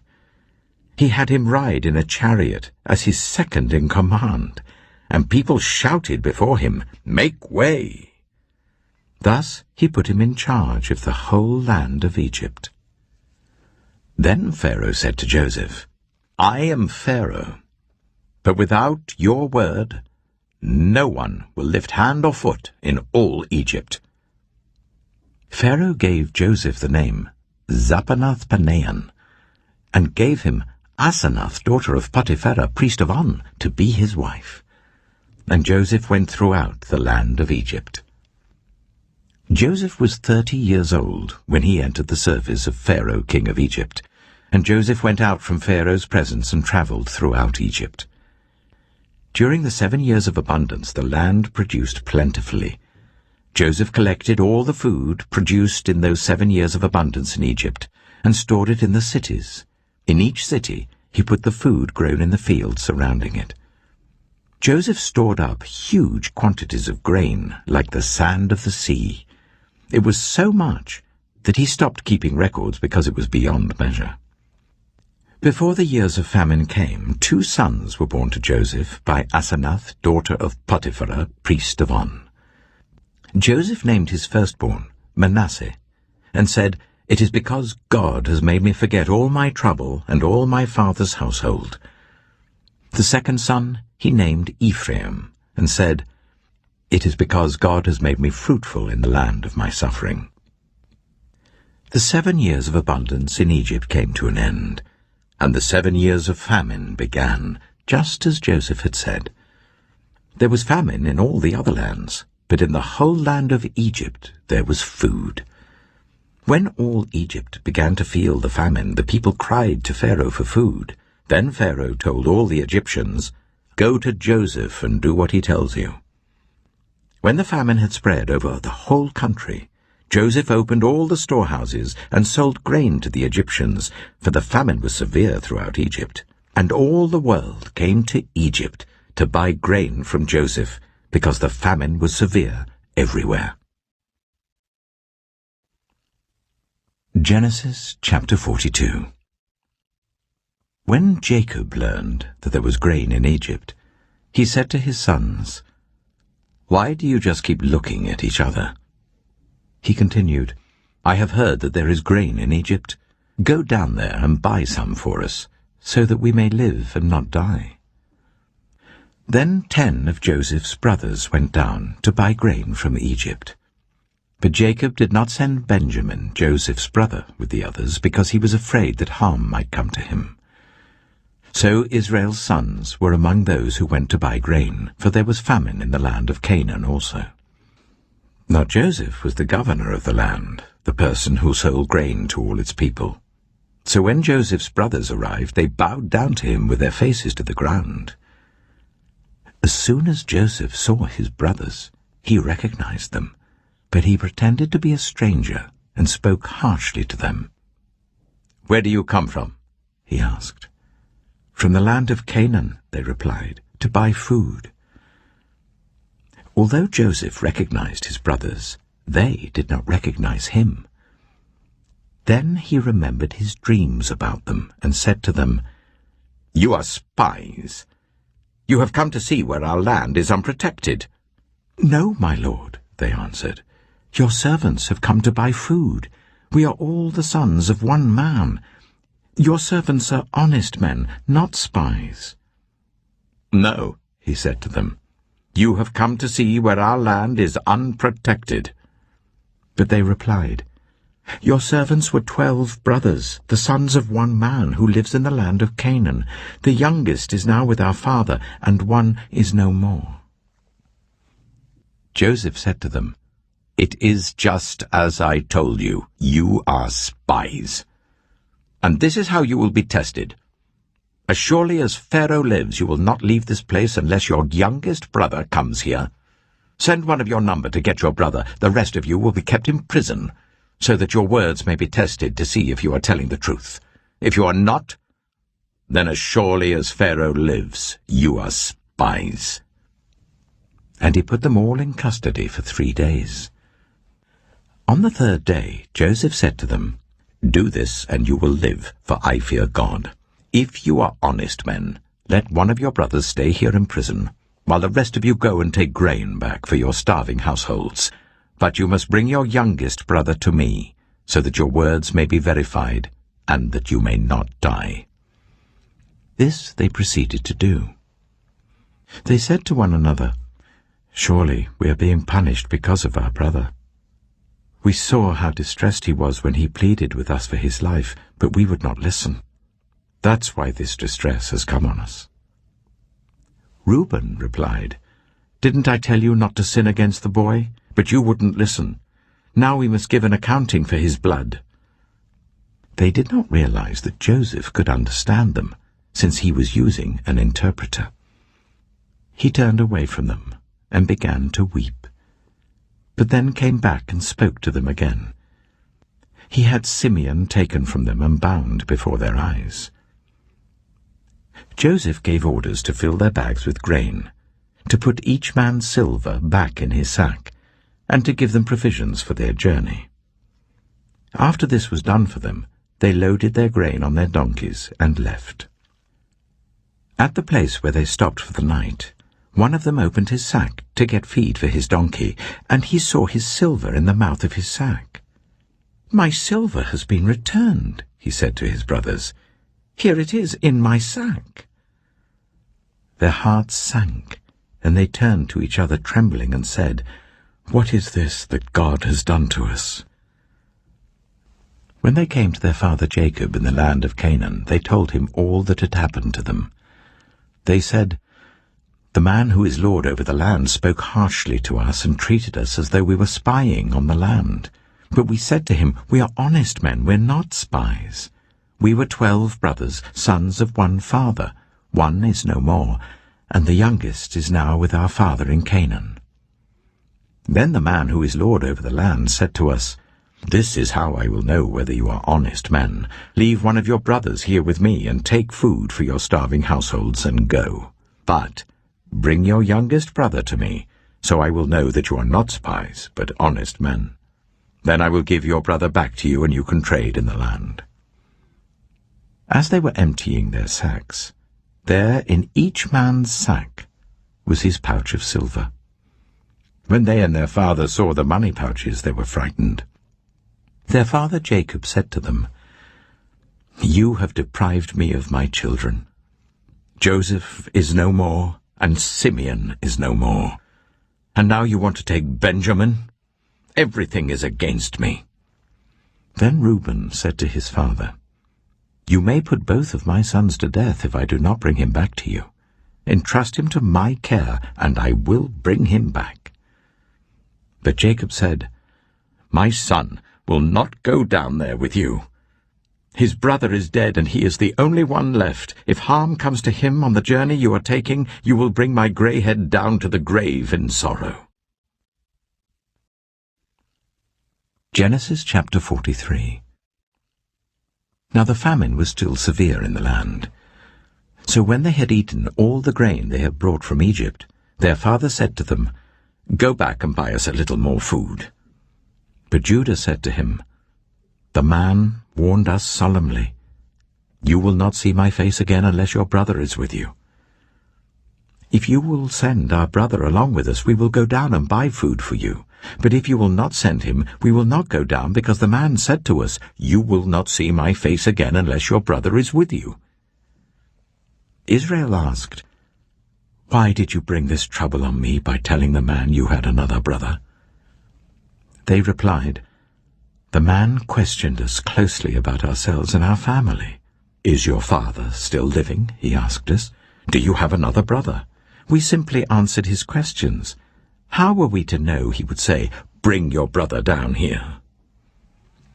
Then Judah said to Israel his father, "Send the boy along with me, and we will go at once, so that we and you and our children may live and not die. I myself will guarantee his safety. You can hold me personally responsible for him. If I do not bring him back to you and set him here before you, I will bear the blame before you all my life. As it is, if we had not delayed, we could have gone and returned twice." Then their father Israel said to them, "If it must be, then do this. Put some of the best products of the land in your bags and take them down to the man as a gift. A little balm and a little honey, some spices and myrrh, some pistachio nuts and almonds. Take double the amount of silver with you, for you must return the silver that was put back into the mouths of your sacks. Perhaps it was a mistake. Take your brother also, and go back to the man at once. And may God Almighty grant you mercy before the man, so that he will let your other brother and Benjamin come back with you. As for me, if I am bereaved, I am bereaved."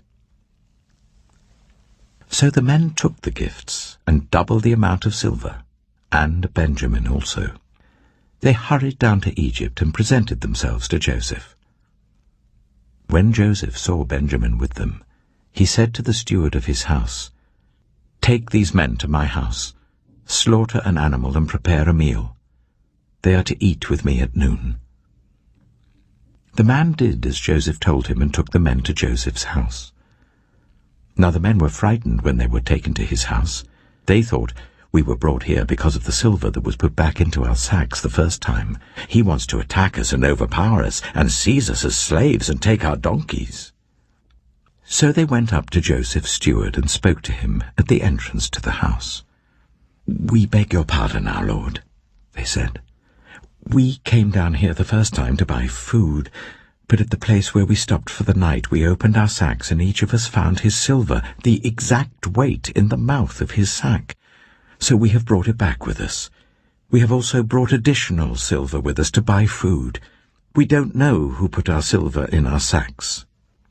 "It's all right," he said. "Don't be afraid. Your God, the God of your father, has given you treasure in your sacks. I received your silver." Then he brought Simeon out to them. The steward took the men into Joseph's house, gave them water to wash their feet, and provided fodder for their donkeys. They prepared their gifts for Joseph's arrival at noon, because they had heard that they were to eat there. When Joseph came home, they presented to him the gifts they had brought into the house, and they bowed down before him to the ground. He asked them how they were, and then he said, "How is your aged father you told me about? Is he still living?" They replied, "Your servant our father is still alive and well," and they bowed down, prostrating themselves before him. As he looked about and saw his brother Benjamin, his own mother's son, he asked, "Is this your youngest brother, the one you told me about?" And he said, "God be gracious to you, my son." Deeply moved at the sight of his brother, Joseph hurried out and looked for a place to weep. He went into his private room and wept there. After he had washed his face, he came out and, controlling himself, said, "Serve the food." They served him by himself, the brothers by themselves, and the Egyptians who ate with him by themselves, because Egyptians could not eat with Hebrews, for that is detestable to Egyptians. The men had been seated before him in the order of their ages, from the firstborn to the youngest, and they looked at each other in astonishment. When portions were served to them from Joseph's table, Benjamin's portion was 5 times as much as anyone else's. So they feasted and drank freely with him. Genesis chapter 44. Now Joseph gave these instructions to the steward of his house. Fill the men's sacks with as much food as they can carry, and put each man's silver in the mouth of his sack. Then put my cup, the silver one, in the mouth of the youngest one's sack, along with the silver for his grain. And he did as Joseph said. As morning dawned, the men were sent on their way with their donkeys. They had not gone far from the city when Joseph said to his steward, "Go after those men at once, and when you catch up with them, say to them, 'Why have you repaid good with evil? Isn't this the cup my master drinks from, and also uses for divination? This is a wicked thing you have done.'" When he caught up with them, he repeated these words to them. But they said to him, "Why does my lord say such things? Far be it from your servants to do anything like that. We even brought back to you from the land of Canaan the silver we found inside the mouths of our sacks. So why would we steal silver or gold from your master's house? If any of your servants is found to have it, he will die, and the rest of us will become my lord's slaves." "Very well, then," he said, "let it be as you say. Whoever is found to have it will become my slave. The rest of you will be free from blame." Each of them quickly lowered his sack to the ground and opened it. Then the steward proceeded to search, beginning with the oldest and ending with the youngest. And the cup was found in Benjamin's sack. At this they tore their clothes. Then they all loaded their donkeys and returned to the city. Joseph was still in the house when Judah and his brothers came in, and they threw themselves to the ground before him. Joseph said to them, "What is this you have done? Don't you know that a man like me can find things out by divination?" "What can we say to my lord?" Judah replied. "What can we say? How can we prove our innocence? God has uncovered your servant's guilt. We are now my lord's slaves, we ourselves and the one who was found to have the cup." But Joseph said, "Far be it from me to do such a thing. Only the man who was found to have the cup will become my slave. The rest of you, go back to your father in peace." Then Judah went up to him and said, "Pardon your servant, my lord. Let me speak a word to my lord. Do not be angry with your servant, though you are equal to Pharaoh himself. My lord asked his servants, 'Do you have a father or a brother?' And we answered, 'We have an aged father, and there is a young son born to him in his old age. His brother is dead, and he is the only one of his mother's sons left, and his father loves him.' Then you said to your servants, 'Bring him down to me so I can see him for myself.' And we said to my lord, 'The boy cannot leave his father. If he leaves him, his father will die.' But you told your servants, 'Unless your youngest brother comes down with you, you will not see my face again.' When we went back to your servant, my father, we told him what my lord had said. Then our father said, 'Go back and buy a little more food.' But we said, 'We cannot go down. Only if our youngest brother is with us will we go. We cannot see the man's face unless our youngest brother is with us.' Your servant, my father, said to us, 'You know that my wife bore me 2 sons. One of them went away from me, and I said, "He has surely been torn to pieces," and I have not seen him since. If you take this one from me too, and harm comes to him, you will bring my grey head down to the grave in misery.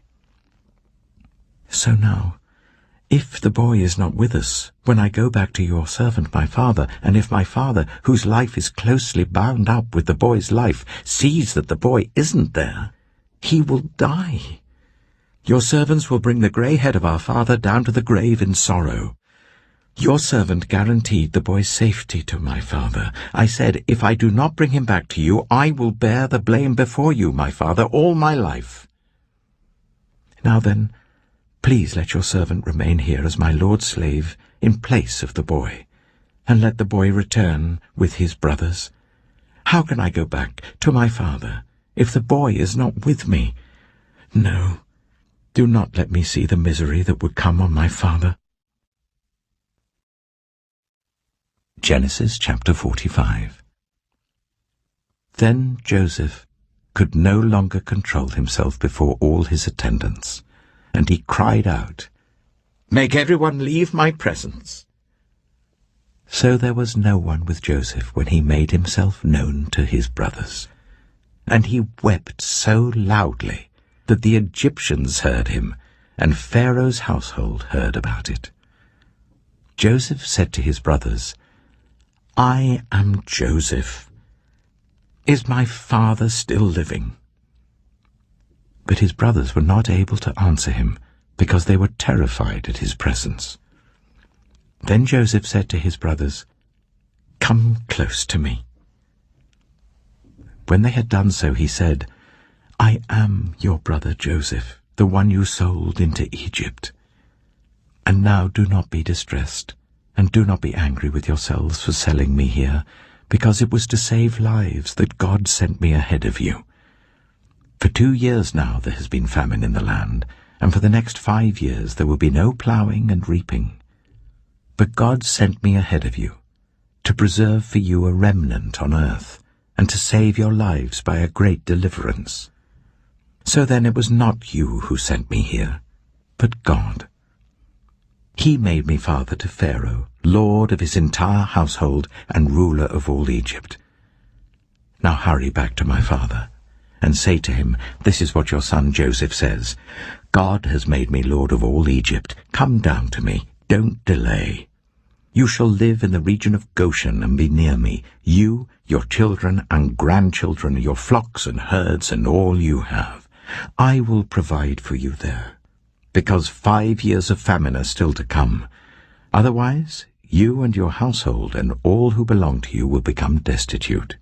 You can see for yourselves, and so can my brother Benjamin, that it is really I who am speaking to you.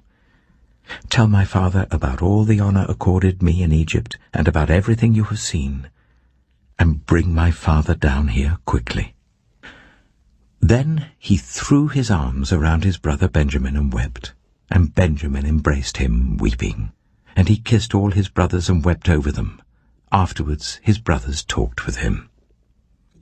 When the news reached Pharaoh's palace that Joseph's brothers had come, Pharaoh and all his officials were pleased.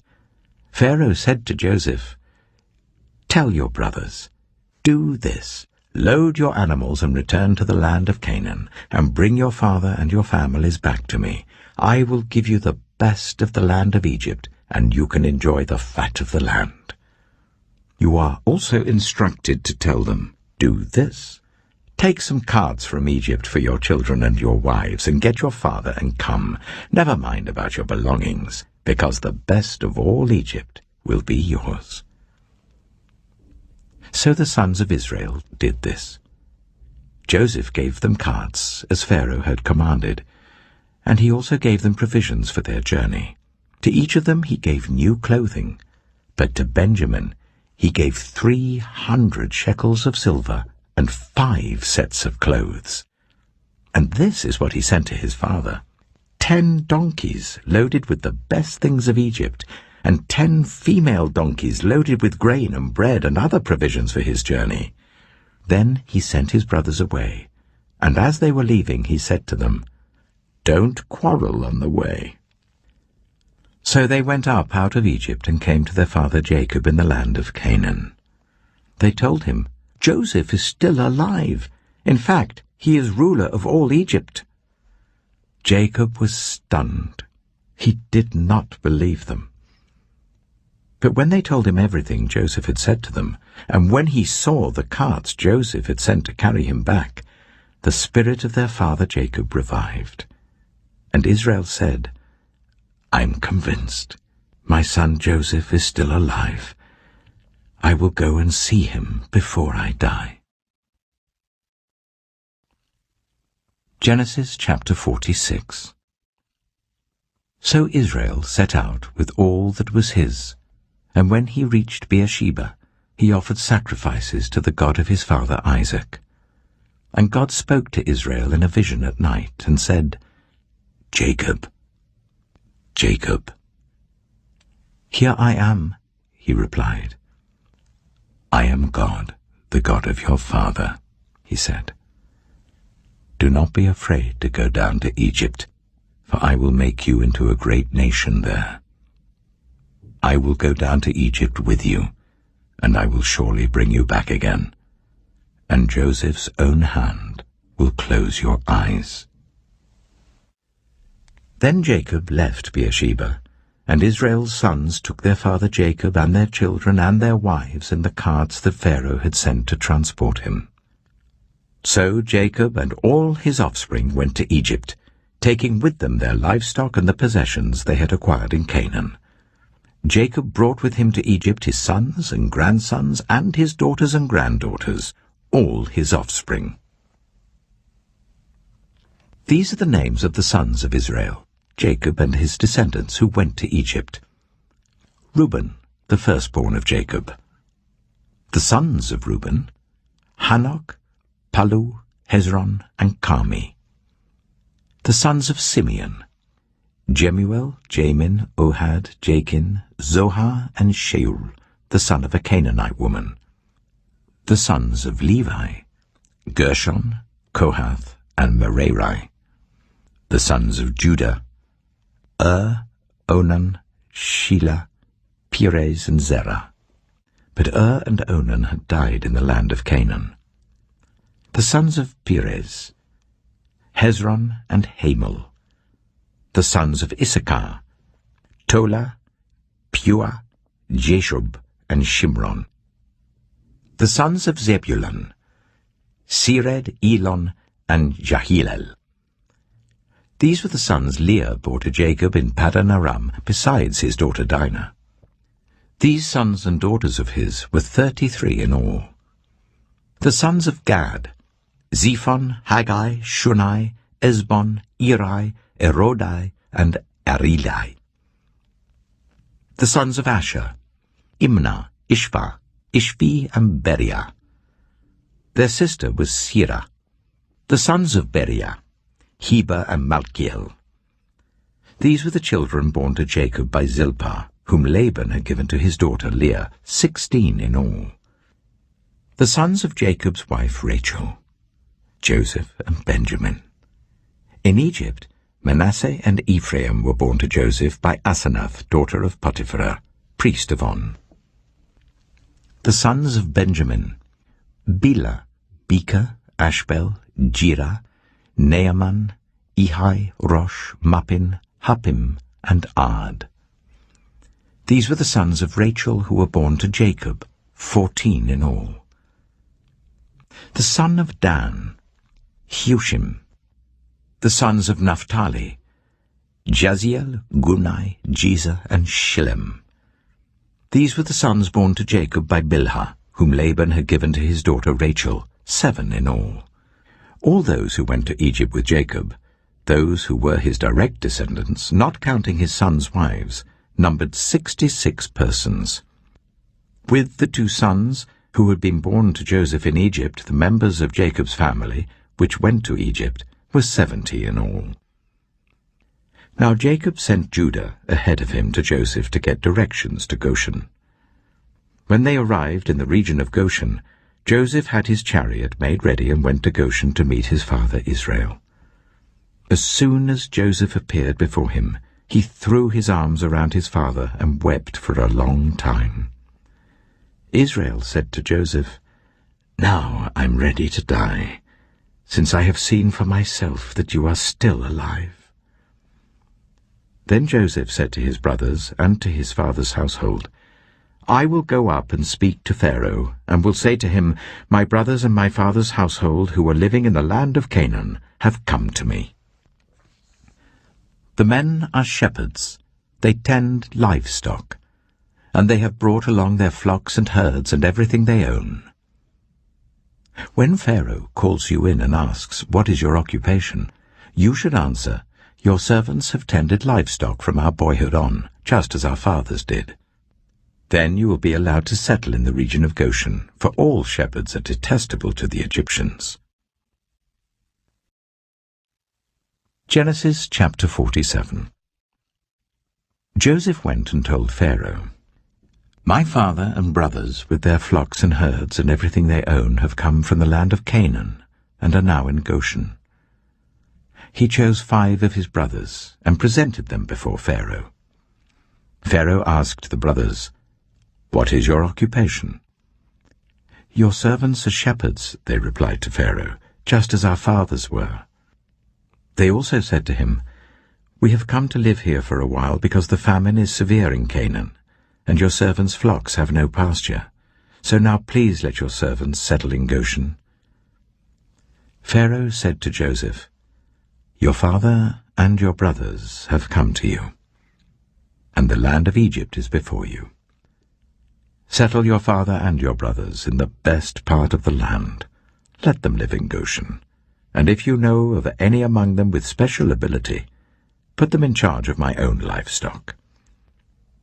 Then Joseph brought his father Jacob in and presented him before Pharaoh. After Jacob blessed Pharaoh, Pharaoh asked him, "How old are you?" And Jacob said to Pharaoh, "The years of my pilgrimage are 130. My years have been few and difficult, and they do not equal the years of the pilgrimage of my fathers." Then Jacob blessed Pharaoh and went out from his presence. So Joseph settled his father and his brothers in Egypt and gave them property in the best part of the land, the district of Ramesses, as Pharaoh directed. Joseph also provided his father and his brothers and all his father's household with food according to the number of their children. There was no food, however, in the whole region because the famine was severe. Both Egypt and Canaan wasted away because of the famine. Joseph collected all the money that was to be found in Egypt and Canaan in payment for the grain that they were buying, and he brought it to Pharaoh's palace. When the money of the people of Egypt and Canaan was gone, all Egypt came to Joseph and said, "Give us food. Why should we die before your eyes? Our money is all gone." "Then bring your livestock," said Joseph. "I will sell you food in exchange for your livestock, since your money is gone." So they brought their livestock to Joseph, and he gave them food in exchange for their horses, their sheep and goats, their cattle and donkeys. And he brought them through that year with food in exchange for all their livestock. When that year was over, they came to him the following year and said, "We cannot hide from our lord the fact that since our money is gone and our livestock belongs to you, there is nothing left for our lord except our bodies and our land. Why should we perish before your eyes, we and our land as well? Buy us and our land in exchange for food, and we with our land will be in bondage to Pharaoh. Give us seed so that we may live and not die, and that the land may not become desolate."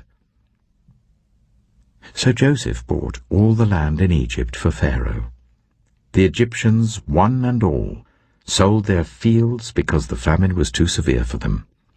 The land became Pharaoh's, and Joseph reduced the people to servitude from one end of Egypt to the other. However, he did not buy the land of the priests, because they received a fixed allowance from Pharaoh, and had food enough from the allowance Pharaoh gave them. That is why they did not sell their land.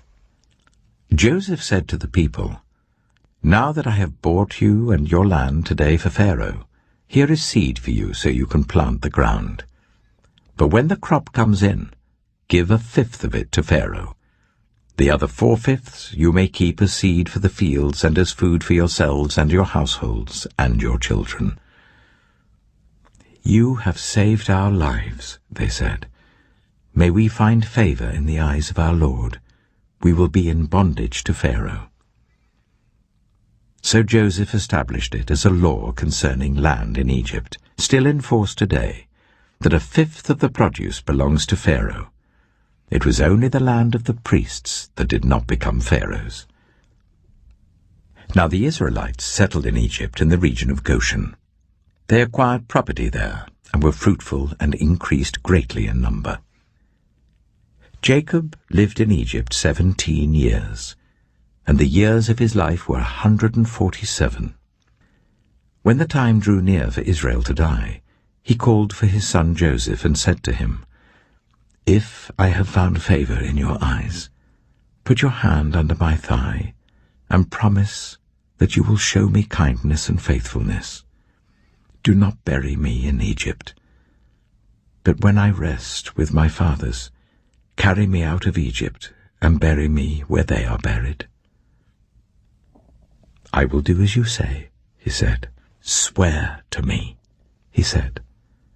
Then Joseph swore to him, and Israel worshipped as he leaned on the top of his staff.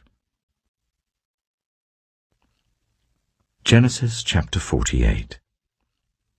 Some time later Joseph was told, "Your father is ill."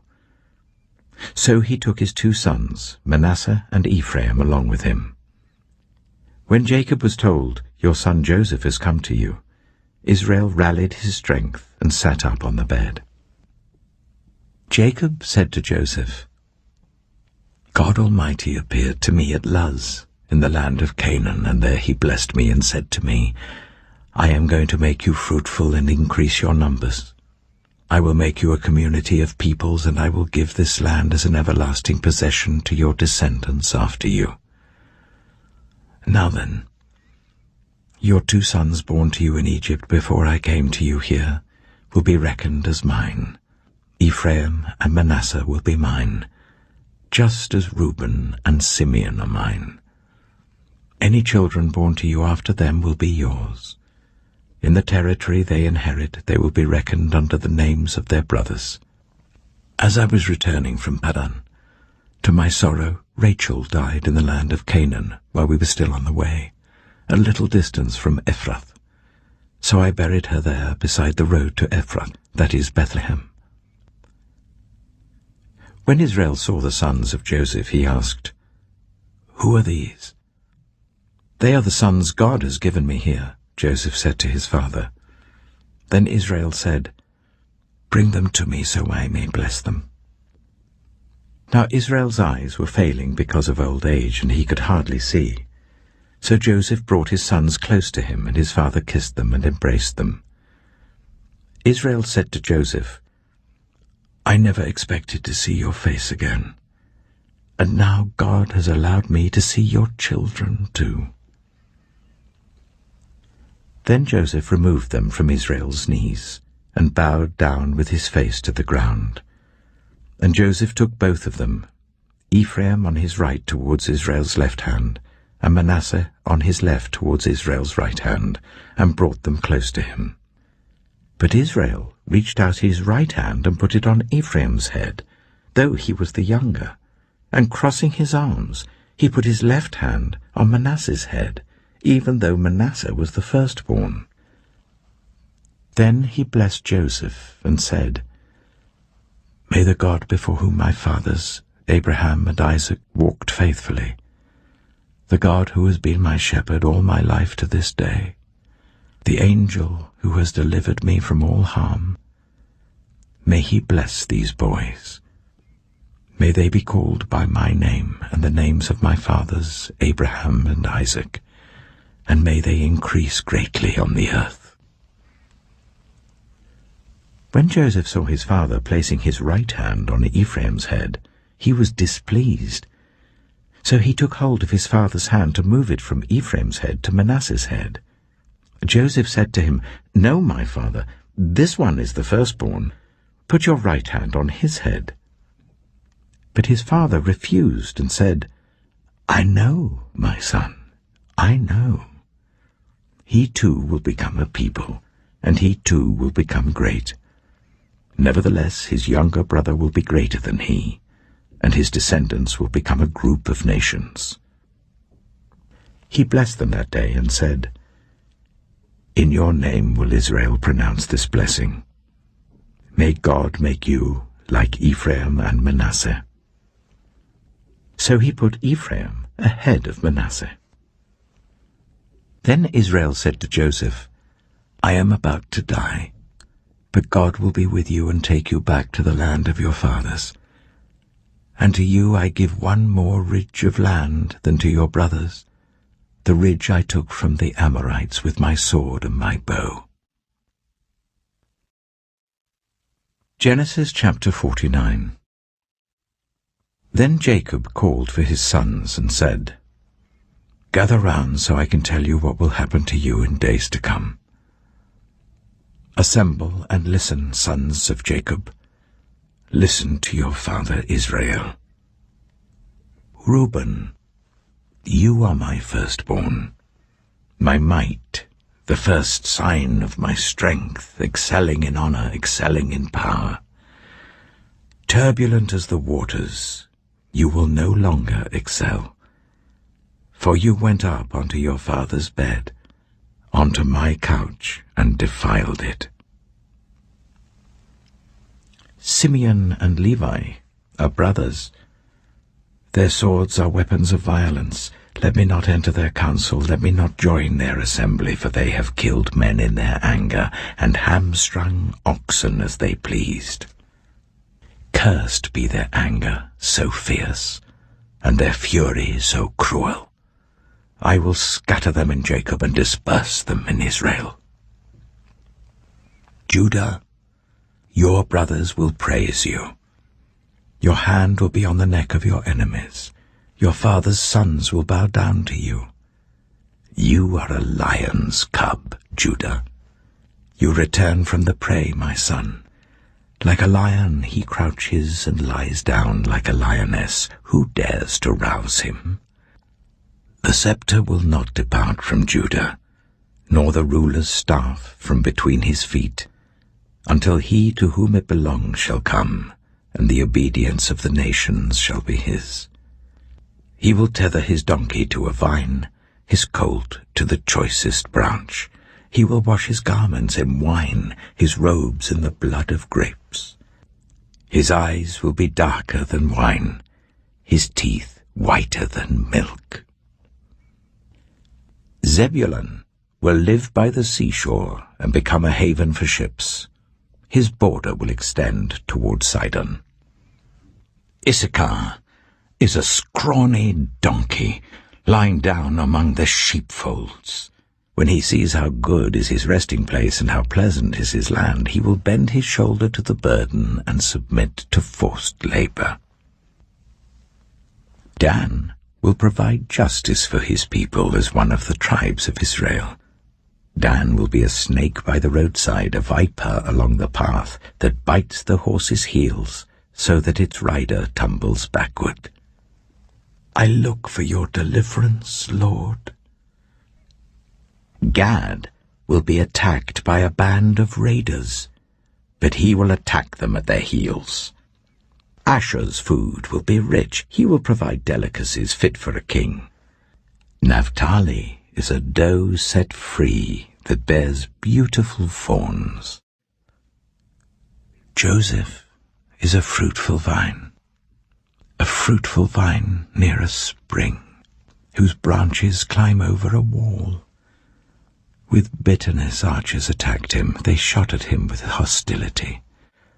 But his bow remained steady, his strong arm stayed supple, because of the hand of the mighty one of Jacob, because of the shepherd, the rock of Israel, because of your father's God who helps you, because of the Almighty who blesses you with blessings of the skies above, blessings of the deep springs below, blessings of the breast and womb. Your father's blessings are greater than the blessings of the ancient mountains, than the bounty of the age-old hills. Let all these rest on the head of Joseph, on the brow of the prince among his brothers. Benjamin is a ravenous wolf. In the morning he devours the prey. In the evening he divides the plunder. All these are the 12 tribes of Israel, and this is what their father said to them when he blessed them, giving each the blessing appropriate to him. Then he gave them these instructions. I am about to be gathered to my people. Bury me with my fathers in the cave in the field of Ephron the Hittite, the cave in the field of Machpelah, near Mamre in Canaan, which Abraham bought along with the field as a burial place from Ephron the Hittite, There Abraham and his wife Sarah were buried. There Isaac and his wife Rebekah were buried. And there I buried Leah. The field and the cave in it were bought from the Hittites." When Jacob had finished giving instructions to his sons, he drew his feet up into the bed, breathed his last, and was gathered to his people. Genesis chapter 50. Joseph threw himself on his father and wept over him and kissed him. Then Joseph directed the physicians in his service to embalm his father Israel. So the physicians embalmed him, taking a full 40 days, for that was the time required for embalming, and the Egyptians mourned for him 70 days. When the days of mourning had passed, Joseph said to Pharaoh's court, "If I have found favor in your eyes, speak to Pharaoh for me. Tell him, my father made me swear an oath and said, 'I am about to die. Bury me in the tomb I dug for myself in the land of Canaan.' Now let me go up and bury my father. Then I will return." Pharaoh said, "Go up and bury your father, as he made you swear to do." So Joseph went up to bury his father. All Pharaoh's officials accompanied him, the dignitaries of his court and all the dignitaries of Egypt, besides all members of Joseph's household and his brothers and those belonging to his father's household. Only their children and their flocks and herds were left in Goshen. Chariots and horsemen also went up with him. It was a very large company. When they reached the threshing floor of Atad, near the Jordan, they lamented loudly and bitterly, and there Joseph observed a 7-day period of mourning for his father. When the Canaanites who lived there saw the mourning at the threshing floor of Atad, they said, "The Egyptians are holding a solemn ceremony of mourning." That is why that place near the Jordan is called Abel Mizraim. So Jacob's sons did as he had commanded them. They carried him to the land of Canaan and buried him in the cave of the field of Machpelah near Mamre, which Abraham had bought along with the field as a burial place from Ephron the Hittite. After burying his father, Joseph returned to Egypt, together with his brothers and all the others who had gone with him to bury his father. When Joseph's brothers saw that their father was dead, they said, "What if Joseph holds a grudge against us and pays us back for all the wrongs we did to him?" So they sent word to Joseph, saying, "Your father left these instructions before he died. This is what you are to say to Joseph. I ask you to forgive your brothers the sins and the wrongs they committed in treating you so badly. Now please forgive the sins of the servants of the God of your father." When their message came to him, Joseph wept. His brothers then came and threw themselves down before him. "We are your slaves," they said. But Joseph said to them, "Don't be afraid. Am I in the place of God? You intended to harm me, but God intended it for good, to accomplish what is now being done, the saving of many lives. So then don't be afraid. I will provide for you and your children." And he reassured them and spoke kindly to them. Joseph stayed in Egypt, along with all his father's family. He lived 110 years and saw the 3rd generation of Ephraim's children. Also the children of Machir, son of Manasseh, were placed at birth on Joseph's knees.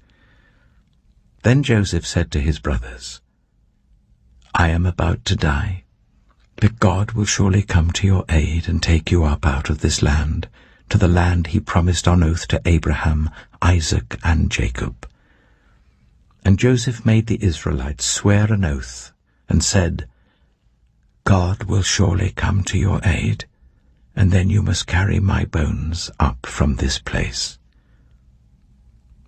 So Joseph died at the age of 110, and after they embalmed him, he was placed in a coffin in Egypt.